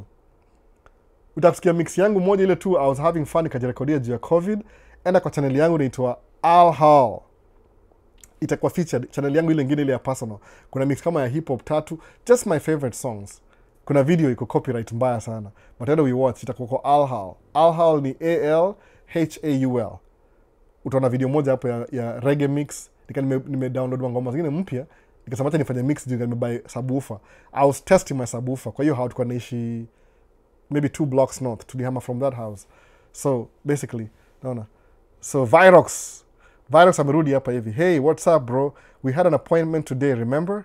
Yeah, we did, but I got caught up. I'll still call you. I'll call you Virox. Virox alikuwa Texas, amerudi Minnesota. So he's back. So next time you'll see his ugly face kwa hii channel one of the few days. One few days. Virox alikuja hapa hivi. You're gonna see, you'll be lucky to see his ugly face again. See ugly, to make jokes, inside joke. Samuel, case number above 90K is a concern. I'm not reading anybody's case number, by the way. I'm not looking for anybody. You need personal information. I don't want to do it online. If there's people who do it, okay. Value privacy. I really value privacy. Start with your information ya mtu yote. If I don't know you personally. So AF region, no, I don't want to do that. So I came with the F1. Rest is history. James Nyaga. Mwambie. Anajua the rest is history. Hapo kuna dot. But James Nyaga, spaniana story yako sahi. Hii administration bana. Anyway, tuendelee. Hassan wa Isa. Hi. Ukichukua deni kwa stocks za shares zako, then unalipaje hiyo deni kwa bank? As last week topic. Ni against your stocks. Okay. 2 questions. Nime catch up. Hii ni swali ya mwisho hapa hivi. Alafu tuambie how to win construction projects. Una apply ni process, by the way. I'm trying to learn how to do that. I agree with you that case number is very confidential. Yeah, it's true. I don't want to do anybody's case number. I don't want to do it. I'm a businessman. No, nastaki kuwa na legal suit. Mtu akamkunisuu baadaye. Mwana nani amesuiwa nani atoa nani yule mse? Niliuliza swali last week nikailenga. Ile ya Shaisha alikuwa sued na demo OF 50 million. Naona mse tu ajaisikia anapenda ku hop the bunny hop the bunny hop the bunny hop watuisikiza ngoma kila siku. Bunny, the bunny, the snow bunny, hop the snow bunny hop. You need Shannon Sharp. You know what that means. Nimachi hapa hivyo. Hope sija trigger anybody's okay, whatever. So mpatikana 50 million lawsuit. Naona. Hiyo ni lawyer anamwambia hivyo. He wants to make easy money. Saa tulikuwa swali ya nani? Ya Priska Zawadi. Everything catch up. So Priska ameuliza, I wish Miss Leader angekuwa hapa, but hayuko. Ameuliza hivi, hiyo life insurance uwezi trigger watu kwanza kukuua kwa familia. Amesema hivyo. So, Priska, ni hivi, life insurance ni hivi. Mimi niko na ile itonga Index Universal Life Insurance. Keyword, index. Index ni lugha ya shares. Nita pata definition, naongetua rakaraka ile tu off the cuff. So, index ni hivi. Suppose nalipa $400 a month. $100 in a maintain insurance ni principal. Alafu 300 ningia kwa investment. Ina make between 3 to 6%. So the 300 ni investment, 100 ni principal. Sawa. So, but what's the policy about? If I die today, example, the policy gives me 100% of the money to my beneficiaries. Sawa. It gives to my beneficiaries. So who are my beneficiaries? Nasema hivi, my wife and kids, beneficiaries. Sawa. That's too plain. Let's make it complicated. Like me, very complicated. Life insurance ni hivi. Suppose mimi sahi niki whatever. Your story. Bado kwa TikTok, okay, niko TikTok bado. Nimesamia jina mara 3 leo. Wah, siji. This is what happens. Kuna trust. Trust ni family trust. Trust basically ni bank account. Let's just be honest. Ni bank account, alafu kuna two documents. What happened ile trust is shielded from debt. Trust ni, natumia hii case ya DJI. I'm not showing off by the way. Hii ni DJI case. Sawa, hii ni DJI case. Natumia hizo microphone hapa in a charge case. So trust is a bank account owned by the family that's a private entity. Sawa. So if you have a business, come in a business, niko na Alhal, wife ako na Dino Cave. Tusemeaje, we're gonna have a family trust. Itaitwaje? Itaitwa jina yangu ni Albert, jina yake ni Heidi. Itaitwa AH kama Alhal. AH in AH trust. Sawa? Ndio trust. So sawa? That's our family trust. AH trust. Sawa? Okay, wife, tutumie hizi za nini. Suppose huyu, hii ni life insurance yangu, ni kwa trust hapa. Alafu hii ni life insurance ya wife, ni kwa trust hapa hivi. Sawa? So, it's family trust. So, who are the beneficiaries? Number 1, ni mimi, na wife, na watoi. Okay, done. Hii ni trust. Kuna documents iko filed na IRS, na gava, na kuna bank account. Sawa? So, something happens to me today. Life insurance yangu, kama ni 1 million. Naenda wapi? Kwa hii account. Si kwa mtu. Trust. Sawa? What's a trust? Private entity. Si business, si ni private entity. Who are the beneficiaries? My kid 1, them, kid 2, kid 3, kid 4, na wife. Sawa? So how do they access the account? Kuna lawyer in between, kuna protection, kuna lawyer, na kila kitu. So something happens to me, nobody gets the money. The trust gets the money. Something happens to her, the trust gets the money. Beneficiaries. Something happens to us, the trust gets the money. Both. So basically, kama niko na 10 million, yako na 10 million, you need 20 million. Something happens to me, watoyo kuna 20 million. But your life insurance ni ile, you have to maintain it. Lazima ulipe principal. Sawa? You need life insurance. You're paying in every month. It looks weird, it looks hard. That's why sema hivi, if you're not making money, start making money to contribute to life insurance. Do retirement, unless you're putting away 25% to 30% every month. If you're only saving or not saving anything for your retirement, you'll work until your last day, your last breath. That's how it works. Browley, here IUL insurance is too good to be true. It promises people millions. There is no free lunch. Okay, Browley is too good to be true. Mimi niko nayo already. So, nikikuwa na any medical condition sahi, ile mimi siwezi do job anymore. They pay me. The beauty ya IUL ni hivi, mulipa $300. Sawa? $400. $300 nenda kwa account yangu ya index, $100 nenda kwa maintain insurance. What happens ni hizi, because hii inaingia kwa index, it's indexing, it's gaining interest every month. Guess what happens after some time? If my indexes, they may improve up to, I'm making almost $100 a month from me investment, which could be 7 to 10 years. Guess what happens to the principal? It disappears. Why? Because your money is making more money to cover the principal in your IUL, but you still have your coverage in your index universal life insurance. See whatever Browley anasema, uliza mislead atakwambia. Mimi, I almost became an agent, by the way. Ni ile tu, I didn't have time to do it. No, sikuwa na time ya kuifanya. That's how IUL works. See scam is too good to be true, Browley. Maybe you don't have it yet. That's what tells me you don't have it. So mi kuisikia mimi vile moga cheesy, I took it immediately. By the way, immediately nichukua. When I was 7 years ago, but nimeanza 4 years ago hivi after COVID. But kumbuka ni life insurance, you have to have good medical record. Sababu wanaangalia liability. Kama ni mtu kuna ugonjwa pre-existing ama uko healthy. You want to get life insurance when you're healthy. Kwa nini? You don't have any issues. Upass. Ndio ulock ile payment yako low as possible. The younger you are, the cheaper you pay. The older you are, like me, procrastinating, broke so many years, I'm paying a lot of money. Like for my parents right now, for $1 million, itakuwa $2,000 a month. Unaelewa? Itakuwa do mob sana. Kwa nini? Ni high risk. They're older. Kuna hesabu wao upiga kila kitu. So IUL is one of your portfolio ya kuretire. Even if you don't retire, umesecure generational wealth. anything happens to you, watoi wako, kumbuka hili nimesema hii ndio trust. Tutumie case ya DJI kama trust. Hii ndio nini yetu prop leo. Unaona hii? Hii ni DJI. Huyu ni wife na huyu ni mimi. Melock. So, what's the trust? Impenetrable. Especially kama ni irrevocable trust. But mbona kuwa na revocable because ita transfer kwa watu wengine. Irrevocable ni ile inakuwa permanent to msali tumiangayo jina perpetuity, ile forever and ever. So this life insurance beneficiary, so this is how it works, ile the waterfall method. So at some point mimi nachukua insurance, wife anachukua insurance, watu wote wako na insurance. Who's the beneficiary ya watu wote? Family trust, the bank account. If any of your kids something happened, accident, you guys just got richer.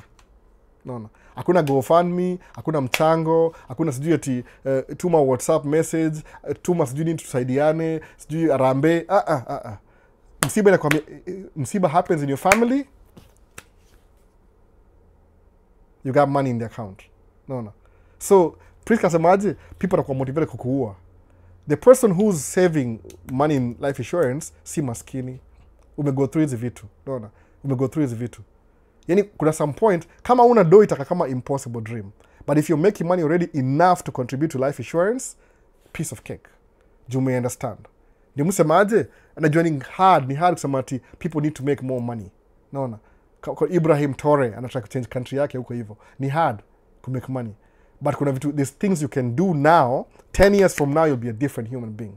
All Albert did ni apply for green card 20 years ago, by the way. Sasa inaongea naongea sahi. Na wewe, most of you guys are younger than me. So imagine, you're younger than me, most of you, I'm pretty sure. Niko na statistics kwa YouTube, at least TikTok sijui, but most of you are younger than me. So if you're listening to me right now, uko na information ile I didn't have 20 years ago. Unaelewa? You have it now and you're young. So the only thing you need to do is execute. And as long as I live, I'm pretty sure nitakamkuwa na Guru Visuals atakuwa Hollywood akishoot movie. If he's never gonna make it to Hollywood, labda atakuwa Atlanta kwa Tyler Perry. Ama labda atakuwa Embu akimake video Embu production. Atakuja afanye arudi tena kufanya movie Embu tena afungue nini yake. I'll live to see him do that. Ndio wanavinia kido big things in life. Watu tunajua hao ndio tunajua kabisa. Umeona? You're younger than me and you have the information now. So kuna time ya kubuild. Time is more valuable than money. If you have time, you'll make that money. It's only a matter of time. Unaelewa? So that's why inasema hivi. So mtu akisemaje, acha nikuwe more extreme. Hapa Minneapolis kulikuwa na riot hapa Minneapolis. Kuna mtu aliuliwa hapa Minneapolis na ile makarao brutality. Unajua hiyo story, nimesema makarao waliuliwa hapa hivi. So guess what? Mtu anasema hivi, kama watu weusi, kwa hiyo isamina insurance, nimesema jina hiyo msalisema hivyo. Kama watu weusi, sisi weusi wote tukikuwa na life insurance. Sisi wote tukikuwa na life insurance. Alafu karao aanze kutuua. Hiyo story itaisha immediately. Kwa nini? Every time kampuni lazima ikulipe pesa, ikulipe ile pesa ya nini, tuanze ile pesa ile ya to pay for insurance, alafu karawa na watu 50 a week, the lawyers from insurance, we have to change this system. Wataenda watafute mtu wa Congress, wachange rules, sema karawa kiwa mtu, and wanamcharge. Because every time una withdraw pesa kwa insurance, the insurance company is losing from their index too. You don't index universal life insurance. So they make money from your money. When somebody's making money from their money, alafu karawa anze kuhat pesa yao, guess what's going to happen? Insurance company have better lawyers than anybody else out there. Kwa nini? Ukiwa corporate lawyer, what do? You try and save your company money. That's the best form of lawyer. Sababu unalipwa fee every year, you don't even have to work. Ni ile kesi kitokea una protect yourself from, kama huyu Shannon Sharp, kama wewe ni corporate lawyer, una protect Shannon Sharp itongaje legacy yake ama kitu kama hiyo. Brand yake isiharibike. That's your job. So you'll do anything necessary come clear from your accusation. That's what you do as a lawyer kama huyo. So insurance company has better lawyers than you and they can afford it. So guess what? If watu wausi kwa na insurance wote hapa hivi, ungewahi ulioovyo kwa streets. Kwa nini? Every time ukiwa mtu, they have to pay up. You think they want to do that? Interrupt their indexes? Nimusema everybody needs to make money. Kwa nini? Mtanua life insurance. Kanaona kuangalia anasema on second thoughts. Does he have? He doesn't have? No, I don't want to kill him. Kwa sababu itakuwa ni wewe. Itakuwa responsible. Because the company has to pay the money now. You're interrupting the indexes. So guess what the company does too? Ukichukua pesa yako principal. Every insurance company does that, by the way. Where do you think they get the money from? You give them the principal. They invest in indexes too. The indexes make money. So when you need money, they borrow against their interest. Tuanze story. I've told you right now. Some will have, how do you borrow money? Do you know what happens? Ukipata accident life insurance kupatia pesa. What do you think they get the money from? They borrow against their shares, their indexes, and they give it to you, and they pay it back using your principal over time. So unaona how crucial stock market iko kwa hii economy ya world. How did I know these things? Imeclick kwa kichwa kwa sababu I know how the thing works. Imeclick because I know them already information. That's how it works. So Priska, ule msa ako motivated kumaliza wewe kwa sababu kuna life insurance, ataenda jela. Kwa nini? Insurance company has better lawyers than anybody out there. Corporate lawyers. Wako on contract, by the way, standby. Mwona sasa. But kama beneficiary ni, sa mtu akuja animalize mimi, ukinimaliza mimi, you just benefited my kids. Kwa sababu ile pesa mimi ningewapatia retirement, nimei fast forward. Kwa nini? Nimewachia milioni moja. Ile niko nayo kwa family trust. So when my kid ako 18 year old, he wants to go to school after university and Harvard, Ivy League, ni 400,000 a month, I mean a year, for the whole year. And ako bank, ana borrow against trust. Wanampatia pesa. Analipa. Akiingia Harvard ana make connection. The point ni ile utakuwa, you'll make money in life if you go to Harvard. Utakuwa na connections, utakuwa na networking. Most people in Harvard utakuwa ma president, nini, they'll hire you because they know you from school. Utakuwa na do. Hii deni utailipa bado student loan. Halafu family keep rich. If you want to buy a house, unaborrow against you. Sababu it might be, iza kuna 1 million saa hii this year kwa index yako, kwa family trust, it's earning interest. Guess what's going to happen 10 years from now? See 1 million anymore, ni 1 point something plus interest. Ipatie 40 years, itakuwa labda 2 million over time. Time is more valuable than money. Hiyo ndio generational wealth. Watu wengi juu ni maskini au fikiria leo na jana na kesho hata wajui itafanyika. That's what I'm saying. So ukiwa na life insurance, mtu atakumaliza ni kama anakubenefit wewe na utaenda jela. Kwa nini? Insurance company has better lawyers than you do. On call, by the way. Gravitas, naambia Gravitas. Kama muelewi, Miss Lydia kuna kazi sahi, nampatia content. Enda usikize channel ya Miss Lydia. MZL, I think ni Y, Lydia, LYDIAH. Ndamficha. Ako YouTube pia, Miss Lydia. Alikuwa live ya last week. Atawambia everything. Yeye ni agent already.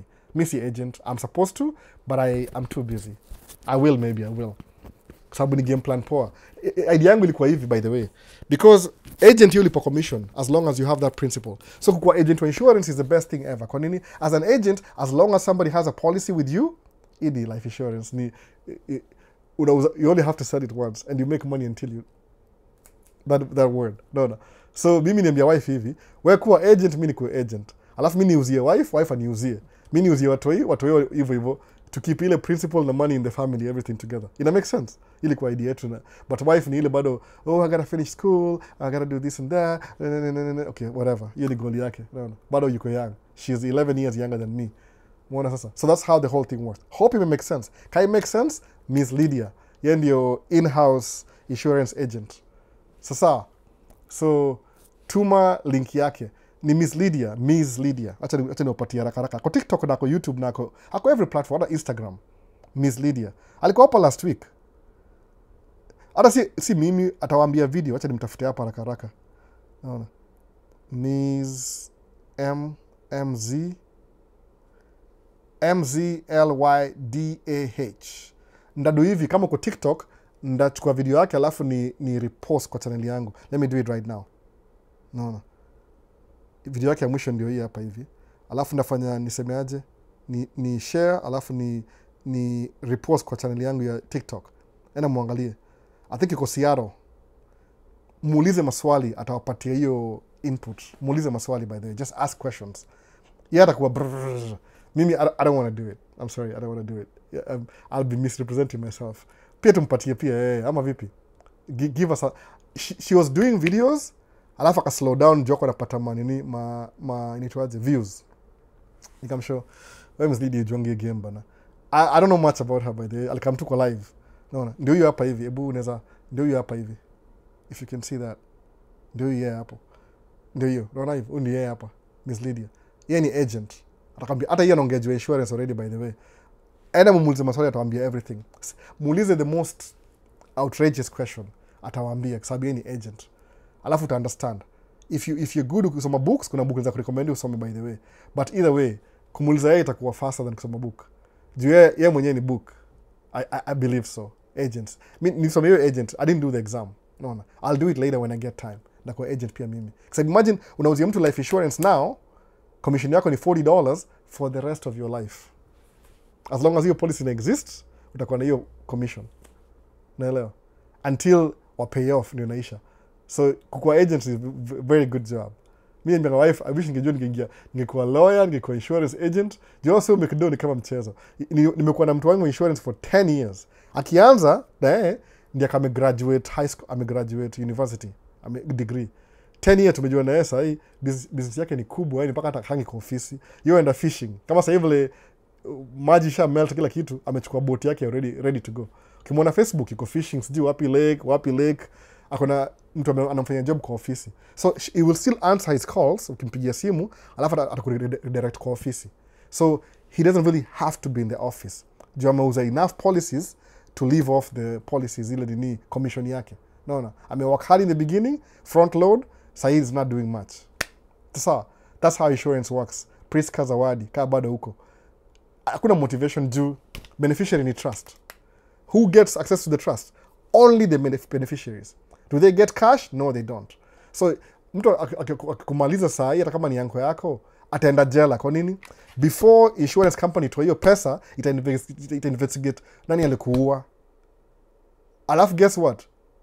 Kama wewe uliua mtu, they will make sure umeenda behind bars before they give out the money. Unaelewa? So ni kama kwenda kuiba bank. That's the most stupid thing you'll ever do. Money doesn't work like that. Utaenda uibe cash, bank ilipo yote full. Umewa inconvenience tu. Yani, if you guys don't know that. Yani, muske kucheka tu yani. Unaona? Okay, like a bank, urob bank. Hiyo ni pesa ndogo hiyo. You'll never be rich kurob bank. Utaenda jela. Unaona? Hiyo ni very, very stupid investment move. Utaenda jela bado. And the bank will get paid. Everything. They'll fix the window, everything for free.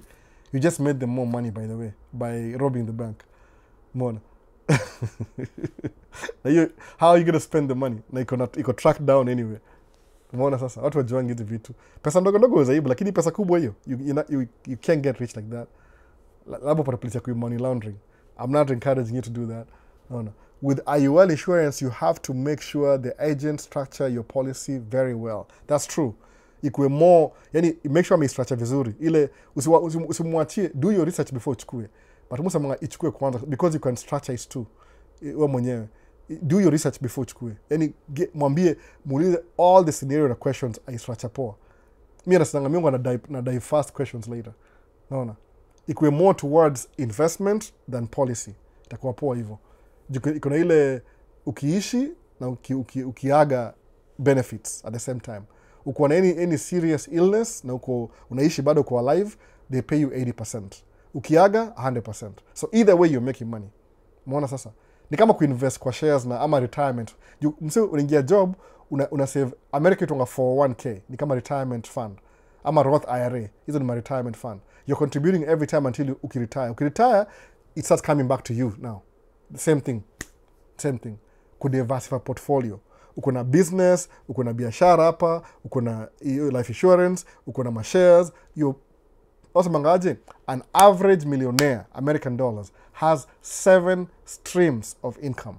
It's a story. An average millionaire has 7 streams of income. Ni gani hizo by the way? Ndio hizo sasa. Utapata kuna indexes, kuna stocks, kuna real estate, kuna life insurance, kuna business nini, kuna employment, kuna side hustle, unaona hivyo. Hizo ndio streams of income. Usitosheke na moja. Mimi nishafika. Labda kuna msako YouTube ana make do, ako TikTok ana make do, ako Instagram ana make do. 10 streams of income. Ako na sijui inheritance, 11 streams of income. Budake alimwachia shamba, 12 income. Sources of income. The more you have diversified, the better. So wezi kachu seme, I'm so broke, maisha ni ngumu Kenya, and you're doing nothing about it. You can't. Toka Kenya, enda huko Middle East. By the way, nisema hivyo last week pia. Kuna countries ko Middle East, value yao ya currency iko higher than dollar. If you don't know that. Uliza mrasta wa Bahrain. Bahrain ni moja yao, mrasta wa Bahrain. Bahrain, pesa ya Bahrain iko higher than dollar. So kienda Bahrain ufanye job huko hivyo kama, sikia kile mimi nasema, listen to what I'm saying by the way. Bahrain pesa yake iko higher than dollar. So if they're paying you 1,000, whatever Bahrain, sikumbuki pesa yake ni gani, iko high, maybe dollar ni 800. So imagine that. Mimi nitakwenda States, hapana, enda hizi ma country do job. Climbing ladder. Nunua shamba home, anza kuinvest. Ukikuwa huku hivi, nunua shamba home, anza kuinvest na hizo polepole, anza polepole, build your portfolio. That's what life is. Unaishi life ndio build portfolio. Kama utakuwa kwa nyumba umaskini, ni wewe utachange your situation. Utakuwa ile the generation that turn the tables ni wewe. Si kila mtu mwingine. Ni wewe utakuwa huyo msee. Mimi niambia hivi, mimi I'm the eldest son. It's my responsibility to change course ya familia. So mimi ndakuwa na how many nini mbili?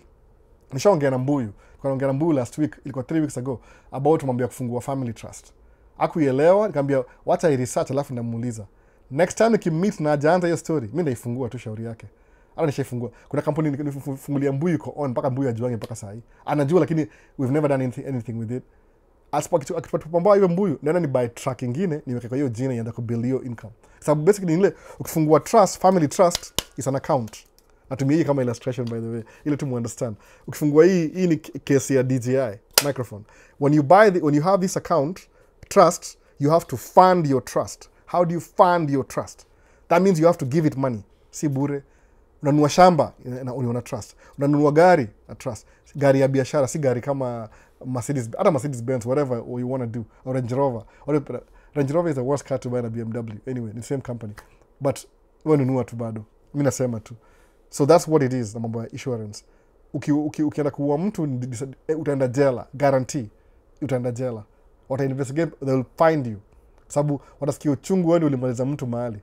Umeona sasa? So kuna Formula Live, kuna msame tu masijuni nini, kama ni nini. Hebu tuone. Niliwachia wapi hapa hivi. Ilikuwa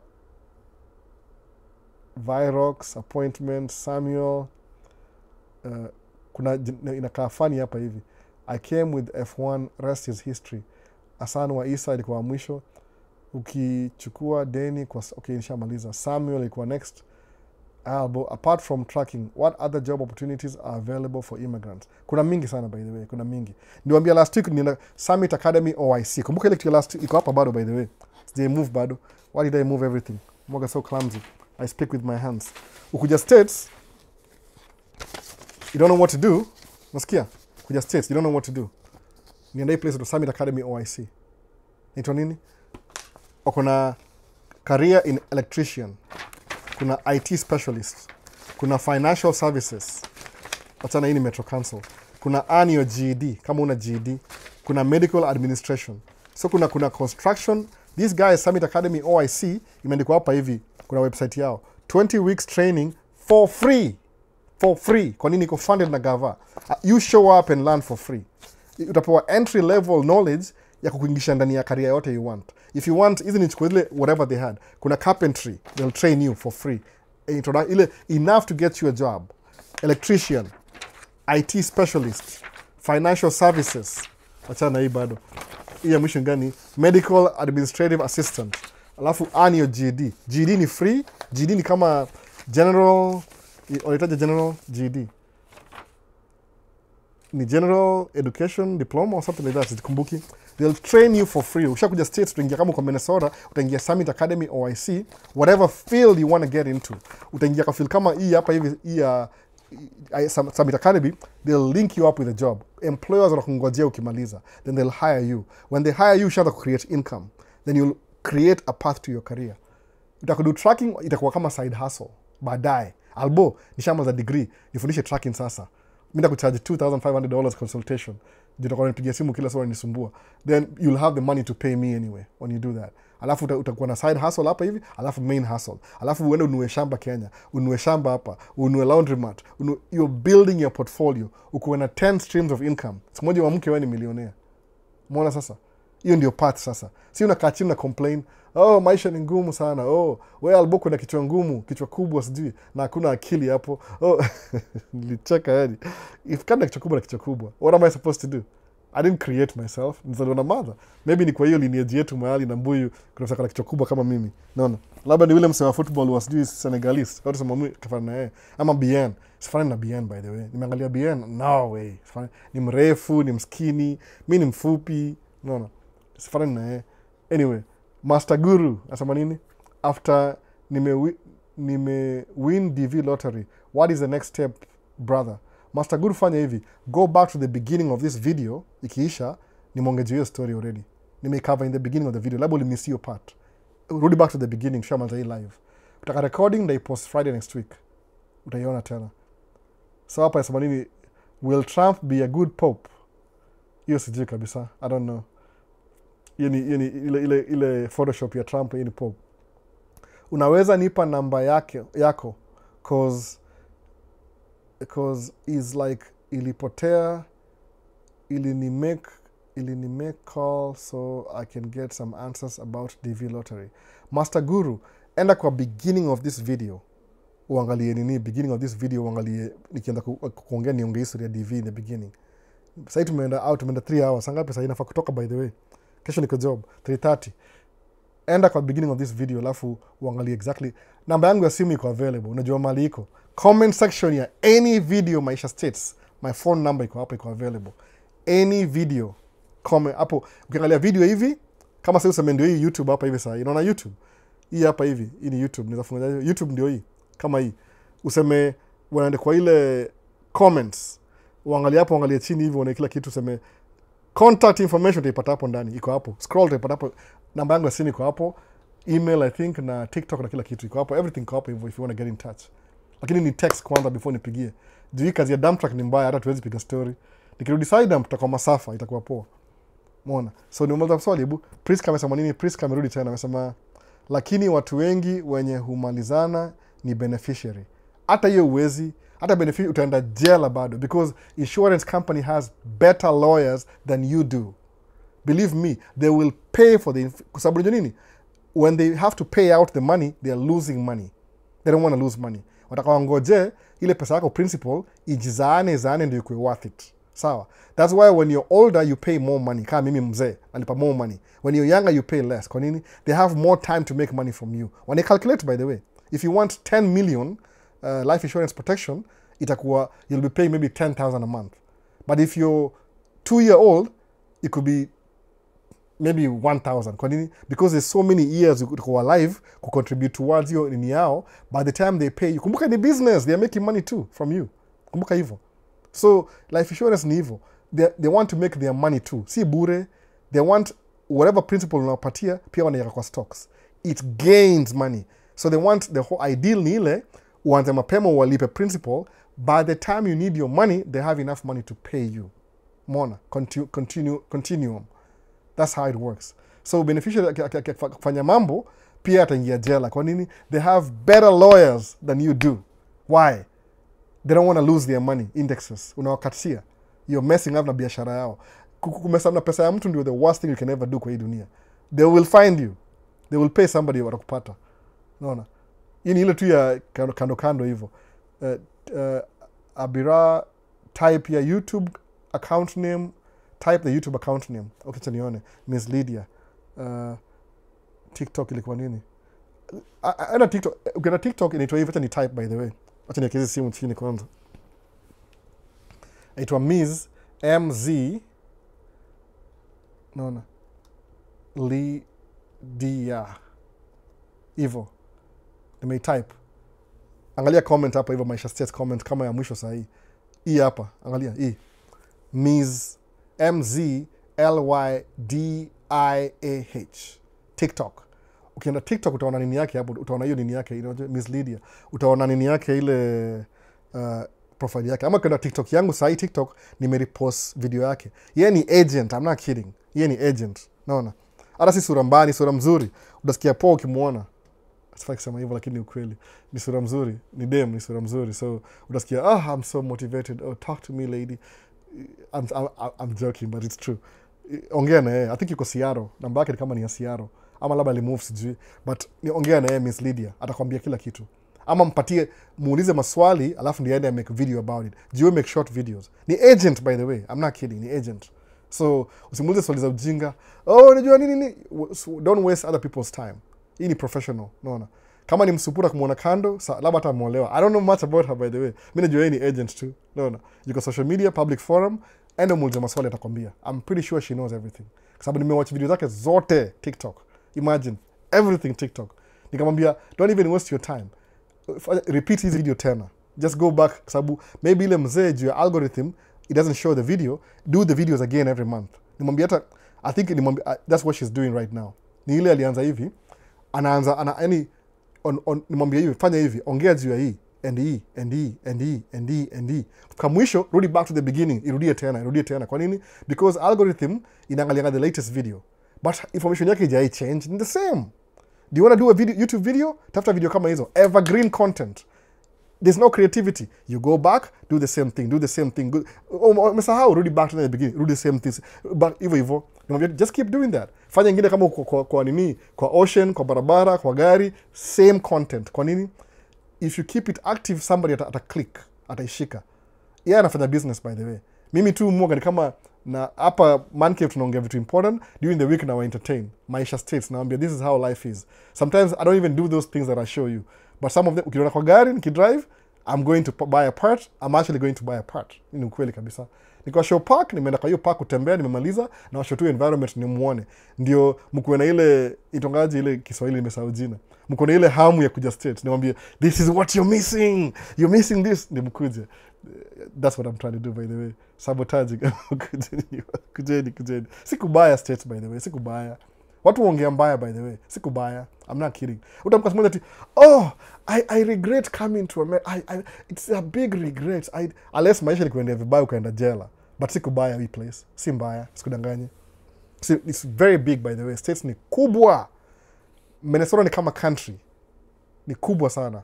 Sikubaya huku. Mtu asikudanganye mahali. Naelewa. So kuna nimalizia wapi? Nimalizia hii kweli. Unaweza kuwa na laptop au tumia albo. Sina kabisa. I don't have any laptop. Hii natumia ndio hii hapa hivi. Sina kabisa. No. Pursuing accounting and finance in one of the universities in Kenya na imekuwa ngumu bila gadget, plus I want to complement my career with at least a skill. Sina. Sasa Samuel mtukaa wewe ndio unafaa ukimaliza degree uende Middle East. Kama ile story ya end of skize iko nini podcast nani aki-interview etwane jina yake nani tena, CEO Wyclef, the CEO ako based in Dubai. Au ni wase muasi mkile mtu anajua watu, but najua sometimes watu kwange on link hizo vitu. Watching any Kenyan content creator nikimdiscover leo na subscribe immediately. I don't care, immediately, kwa sababu najua we have something in common. Ama kama amevaa ile wristband hata kama ni African American. I don't know why. Ikona ile miss bang wristband. Niko nazo by the way, niko nazo zile Makenya. Nilimwaga, niko na watch pekee, niko na watch tu hapa sasa hii. Mwaga very weird kuvaa vitu, sivangi vitu. I drive. So drive lazima utake nini? Mu drive sana. So watch pekee, one at a time na miwani. So ile ikiwa mtu akona bandi ya Kenya mu subscribe. So try to subscribe kwa Kenya wote wako diaspora. Kwa nini? Different information from everybody itakusaidia. Mkenya, Marekani, DJ Voice, Owen, nini, kila mtu subscribe. Kwa nini? Ataongea something you've never heard before, alafu learn something from listening to them. Sababu Owen anaishi Colorado. Mimi siishi Colorado, I've never been. But ikitaka ku travel, the first person nakusumbua Owen kwake mbio. Hey, ni aje mse? Nakuja kesho. Hata sala kwa nachukua Airbnb, sitamsumbua, ni mtu wa familia.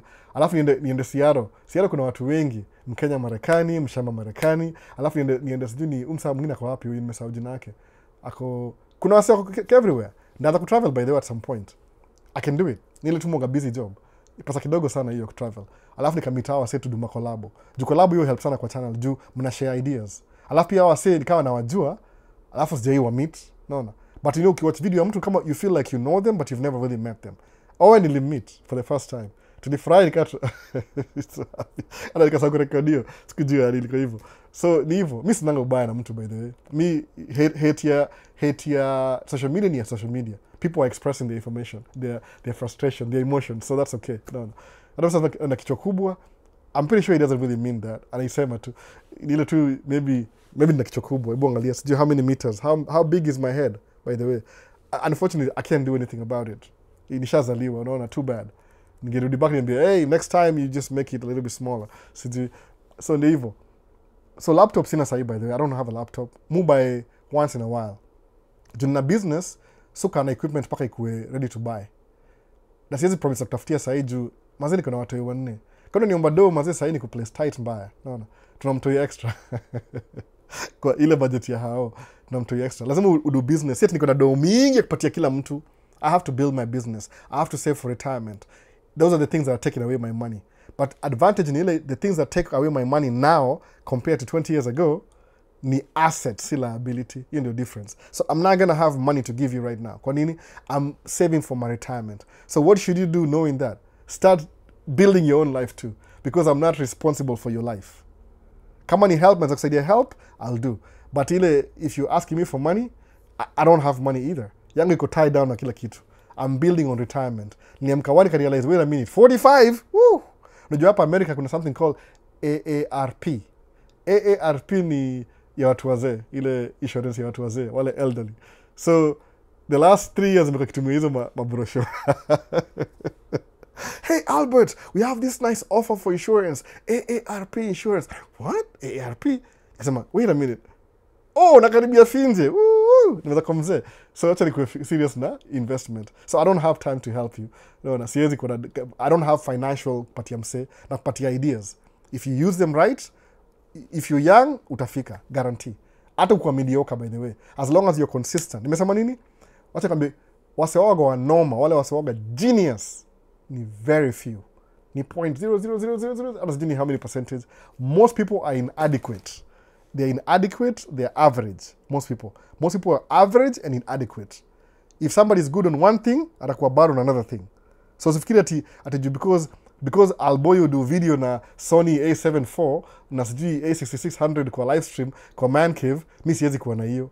Utakama hapo utakuwa na how big kuniliko. Utadrive gari better kuniliko. Ndakam nikumit kushoot gari yako video juu unaendesha Bugatti. Sikia story.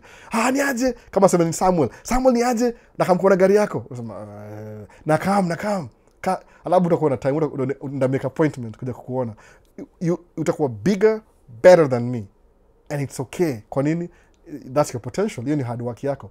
See anybody msee bana. Ni wasee nini mbaya bana. No. Kama uko 40 kama mimi, maybe mimi kidogo. It's never too late though. No, you can recover bado. But kama uko young, msee wangu bana. Kuwa millionaire.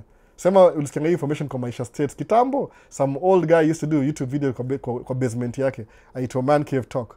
Useme that's where I learned this. Nikasoma kitabu. Mimi kuna watu naweza point out walinifundisha hizi vitu. I can point Musa manga Dave Ramsey. I've never met him. Ever. Never met him. Hata sijaenda kwa conference yake kama nini. I just heard him on radio, nikabuy book yake nikasoma, nikajam na yeye nikamchukia vibaya sana. I still don't like him. Kwa nini? Because aliniambia ukweli. Ni kama he was speaking to me directly. No. If you don't have enough money, make more money. Man. Umseni, you're so mean and you're so right. No. Nikalani hivyo. Robert Kiyosaki, he could invest in me. Ile kama own nothing, control everything. Use debt to leverage wealth. Nilan kwake. Kwa kuna huu Ramit Sethi, I'll teach you how to be rich. Kuna Myron Golden. Kuna wasi nasomanga buku zao. I feel like I know them, but I'm pretty sure if I meet them in person, ndawachukia. But that's okay. They're human beings too. They are flawed in everybody, like everybody else. Ako average. Just do average things consistently. That's all you gotta do. Kama ikuwe theme yangu yani. Do average things consistently. That's it. I do very average YouTube videos. Usidanganywe na hii 4K camera. Nikibuy camera, I didn't even know what I was doing. Nilieka on, nika record. Nikaona audio ni mbaya. Okay, what do I do next? Nikabuy audio. Nikaona hii ni mbaya. Maybe niko hizo resources. Some of you don't have them. But still, start where you were. Anza kubuild pole pole. Utapita kama ni competition, utakuja kuangalia useme, wait a minute. Albuwa naishi hapa Minnesota. Mimi naishi Beverly Hills, Hollywood. Naishi Hamptons, kwa wadosi kwa East Coast. Na drive Bugatti kuenda job. Hata siendangi job, mu drive tu around kidu nini. Niko na yacht. Hebu niite Albuwa kama nimpatie tour ya yacht yangu. Mimi kama na kijiti. Na wheelchair. Unaona hivyo. That's what you do. Start from where you were, build pole pole. Utafika. Sikiza ma YouTuber wote, Mkenya yote sikiza. Hata sisi Mkenya, ukiona YouTuber wote na struggle, msikize. Kwa nini? They are doing something. Hii information yoka kila mtu kana their way of relaying information.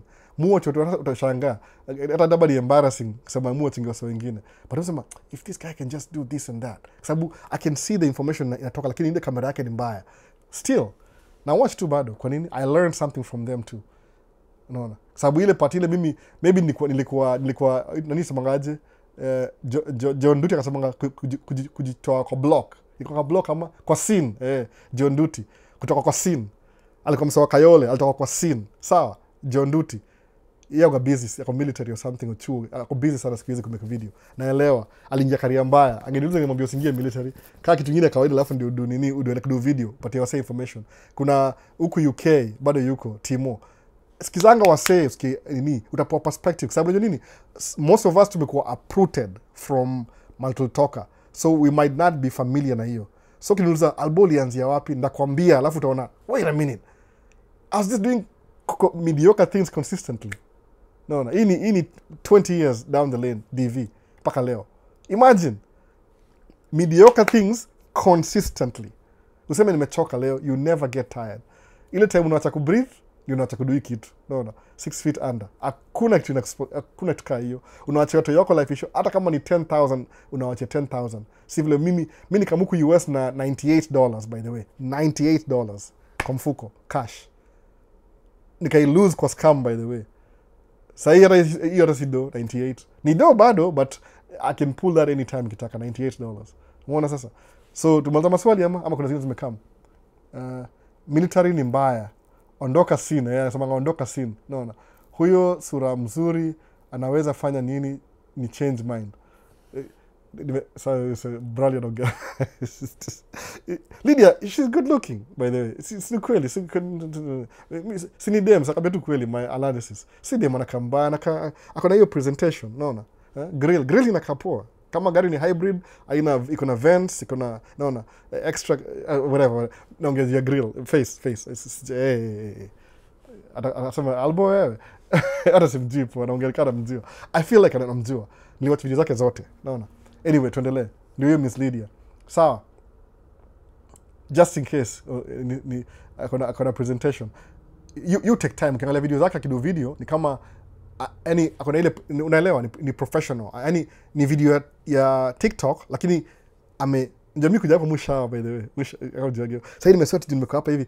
Angalia imeniambia watch inaniambia nini sasa yote tuone how many activity yangu ni ngapi angalia.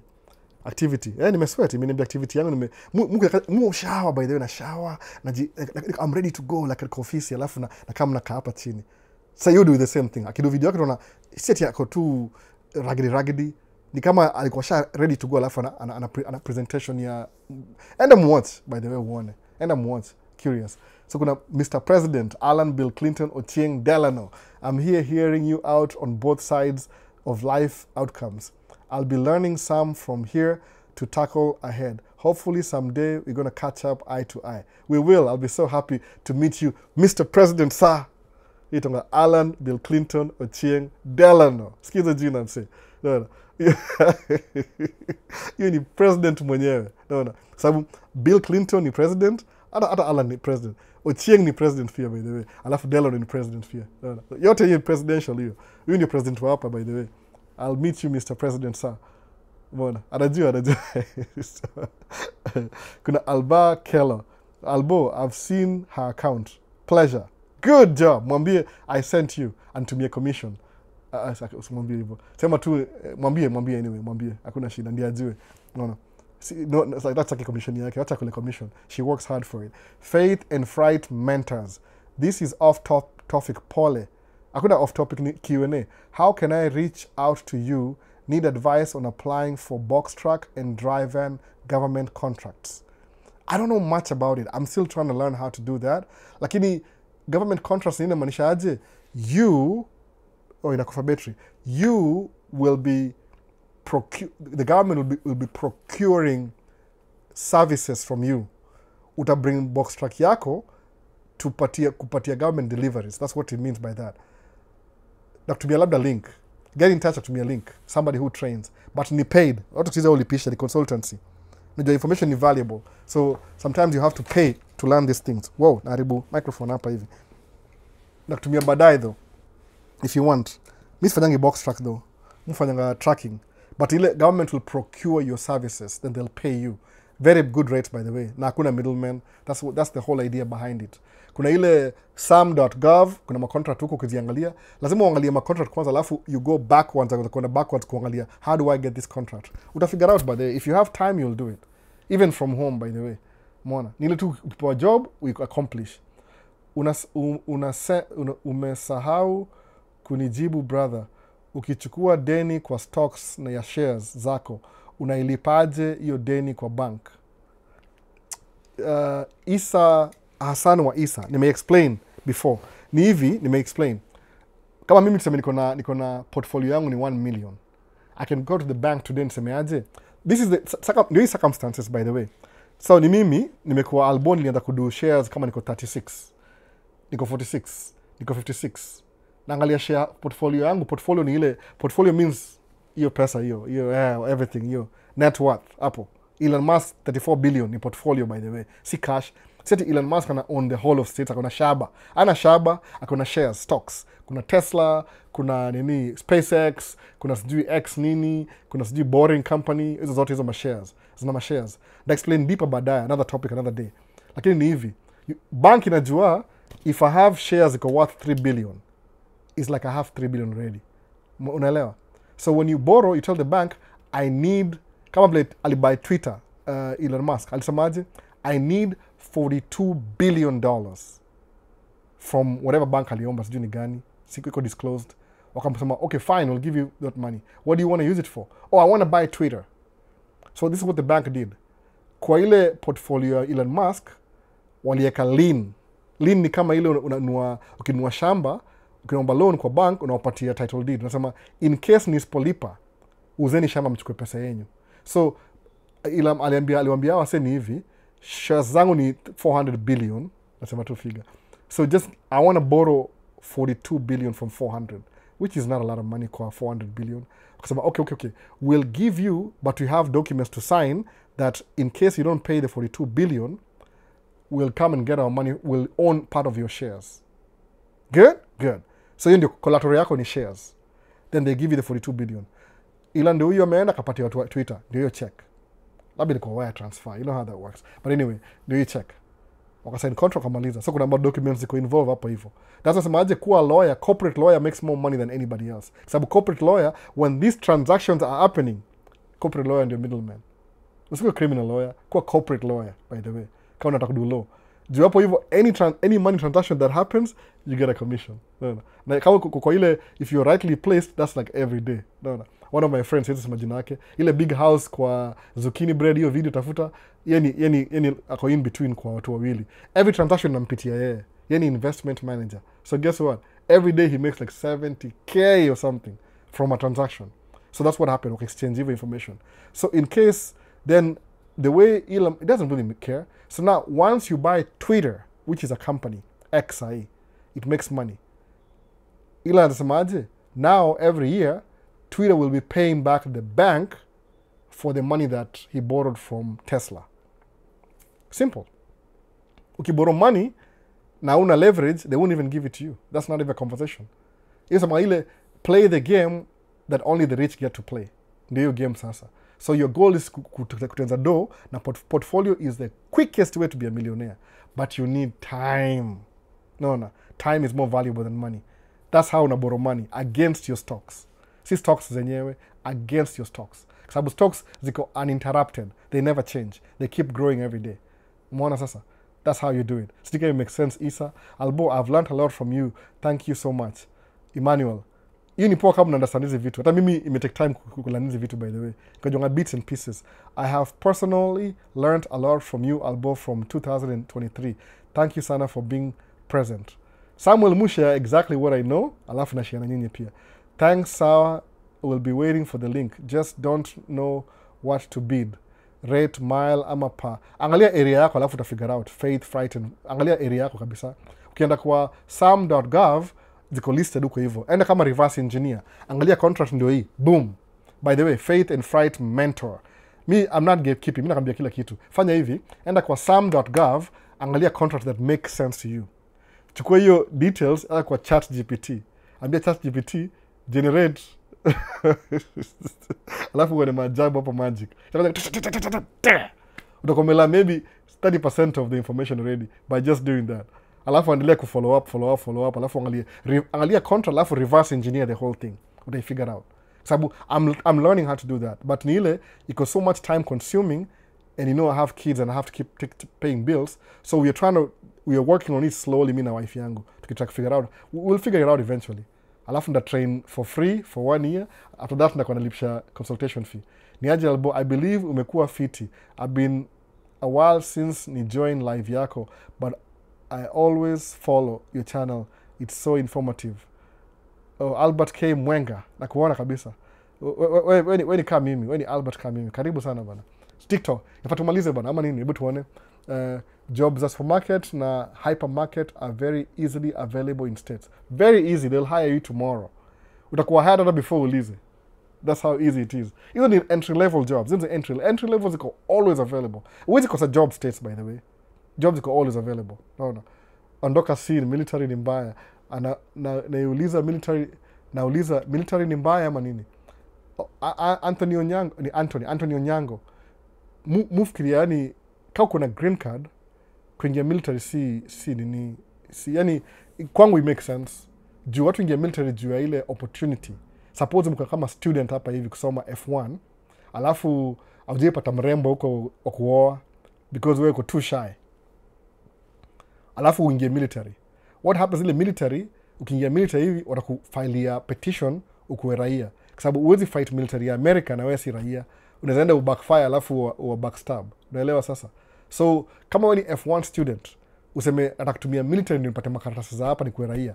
That's okay. But kama umekam na green card already, akia nani? Unaona hiyo objective. Huyo kwa F1 amemaliza degree, anaingia military ni apate green card. Wewe umekam na green card already. Why do you need the military for? Unless kitu unapenda anyway. Ama uko young, sijui. I mean, it's up to you. Mimi nasema tu ile generalized speaking from my perspective, my personal opinion. There's other things you can do. Kama umekam na green card, unaweza sema hivi, wacha niingie Summit Academy OIC, nichukue career na carpentry, ama nichukue career na for free, unaona? Electrician, ama nichukue career na nini na IT specialist, ama ikue in finance, ama ikue career in healthcare, ama you earn your GED, ama hii project mpya next year, hii light rail mpya by the way. Hii ndio hii project ianze by the way. Tuna hii project ndio mpya hapa hivi. This is a new project. Inaitwa Metro Blue Line Extension. Naona municipality. Ndio hiyo map. Hii ni new project 2026.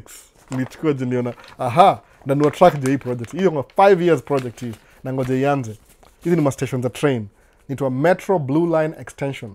Brooklyn Park, Crystal, Robbinsdale, Minneapolis. Blue Line, hii ndio next project kubwa inakuja by the way. Na ngoja next year. So na by track next year niingie na hiyo track next year. Nikulie do 5 years, alafu while I'm moving out of tracking, niwachiwa sawa na kudu projects zingine. So that's what you do. Kama umekam na green card. Kuna more opportunity before you ingie military. But if you want to, sababu watu wengi ingia military juu hivi, umekam states, umeenda South Carolina, Ocha. Haujui mtu huko, ni Ocha hakuna job, umeona military center, umeingia. Life imeanza kuona kama at least umeondokea scene. Unaingia military. But kama umekam na green card, na hizi why? Naona, kama wewe ni F1 kuna 2 options. Ingia military upate makaratasi, ama tafuta mrembo. Tafuta mrembo msee. Uoe mrembo, muoane, mkae.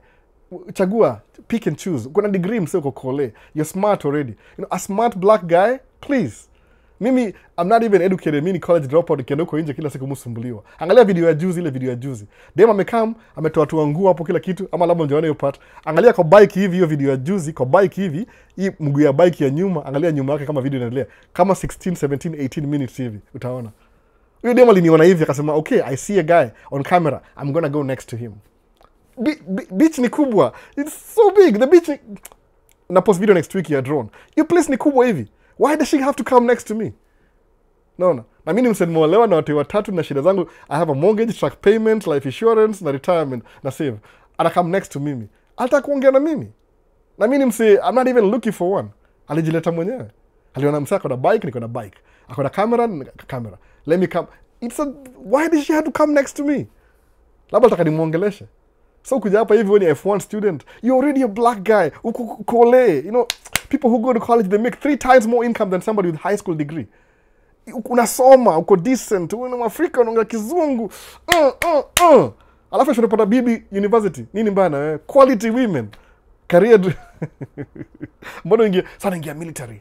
Kwa academy, kamrembo. Pick and choose. I like tall, slim, blue eyes, black, whatever. No. Kuna watu hii anza maisha. Okay, hata black wako by the way. Si lazima uwe mgoso, but make sure ni raia wa hapa. Usiwe demo Afghanistan na umetoka Kenya alafu muone mka hapa, mnakaa mna majuala nyinyi wote wawili. Mtaenda wapi? Mta split muende Afghanistan na Kenya. Long distance relationship. How? Msa kwa hapa raia. Sifai kuongea kinaongea tu hivyo anyway. You know what I'm saying? No. That's what you do. Ukiingia chuo, useme naingia military. Kwa nini? Please. Tafuta kamsupu hapo hivyo. Chagua. Long legs, tall legs, short, kila kitu. Chagua. American citizen. Atakuoa, atapetition, mtazaa watu wei, maisha itaendelea. Naona.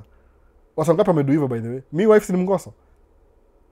Am I losing anything? Hapana. Bado mimi elbow naongea Sheng bado. Hata niambia teach me naambia it will take 20 years to learn Sheng. Sasa tumalize live bana. Lazima niende. Kesho nina track. Na job kesho. So hapa hivi question mission gani? Do you know of any World Cup jobs next year? Sijui kabisa. I don't know. Hakuna game hapa Minnesota. US ni kubwa. Iko Mexico, US na Canada. Ni kubwa sana. I don't know. So I say tuko up to date na kila kitu. Wasaja win green card. Pole sana lakini msijali. Failure ndio kusucceed by the way.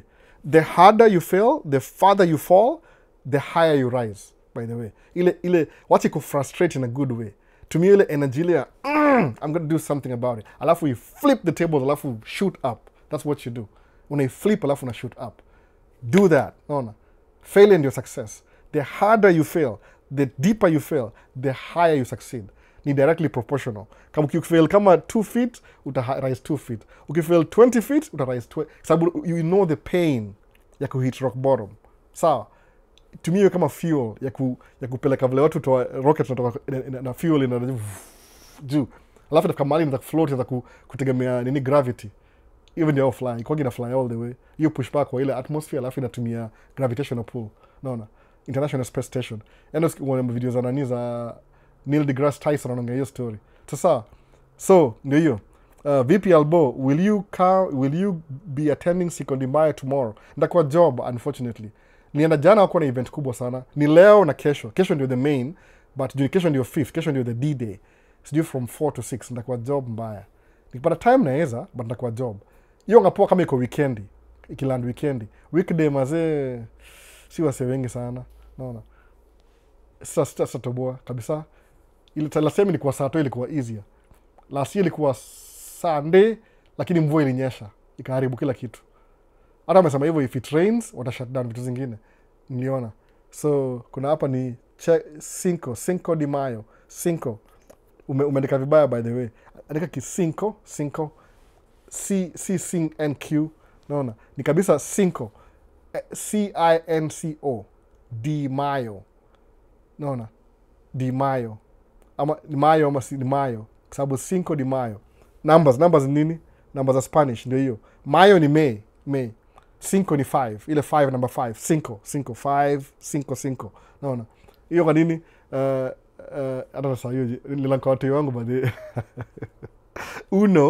Uno, tres, tatu yung nini? 1, 2, 3, 4, 5.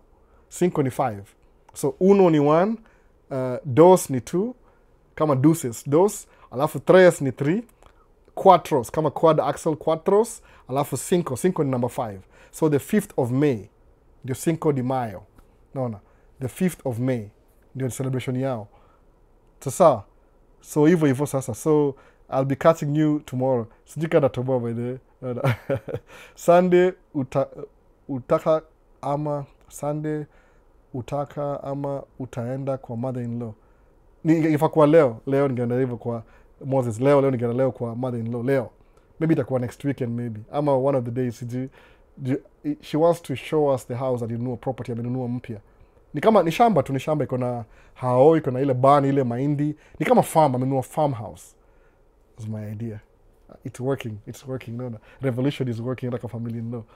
Nili make machali wote kwa kudrive truck. No, it's working. Ideas zangu zina work. Hata kama I'll pretend we're not listening to that black guy from Africa. They are.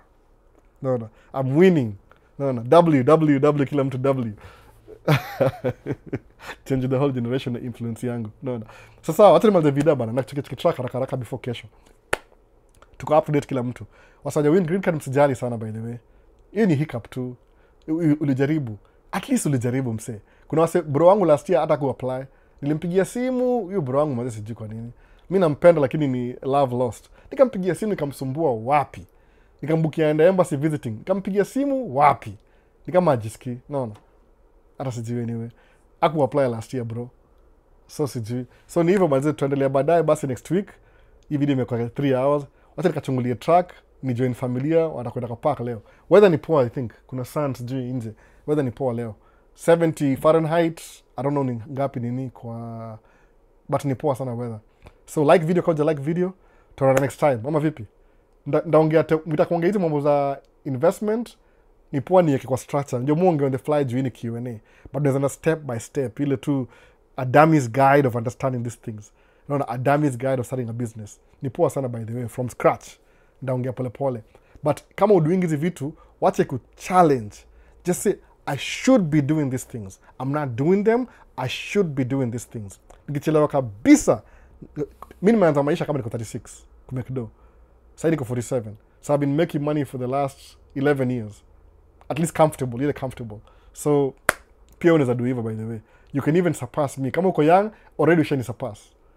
Juu kuna information na kuna time. No. Mimi sina time. Mimi niko AARP, mtu mzee. No. AARP. Ene wangali inamaanisha nini hiyo? Sijui inamaanisha nini hata sijui sasa kiangalia saa hii. Ni very depressing. I'm not scared. Mimi kuzeeka sijalingi by the way. Oh, thanks bro. I'm your silent follower, but your live motivates and gives me energy. Hernandez Karanja. Karibu sana bana. Hata kama wewe ni silent kwa loud. Hata mimi very sometimes mimi watch wase kama Corey the Traveler. Si comment, sifanye kitu yote na watch tu na keep up. So kingine mimi nasema tu at least kama video yake iko 3 weeks late, I know exactly what he was doing 3 weeks ago. Mwanataka hiyo. So ndio hivyo. Wase baadaye. Peace. Tuanze na TikTok kwanza. Hii dual task ni noma sana. I'll have to come YouTube. Nisimiss anybody. Turudi kwa tuone Sunday end live hapa nimepata. Niliseni comment hakuna comment yote end stream. Sawa se. Moment of silence. Pisha sasa sawa.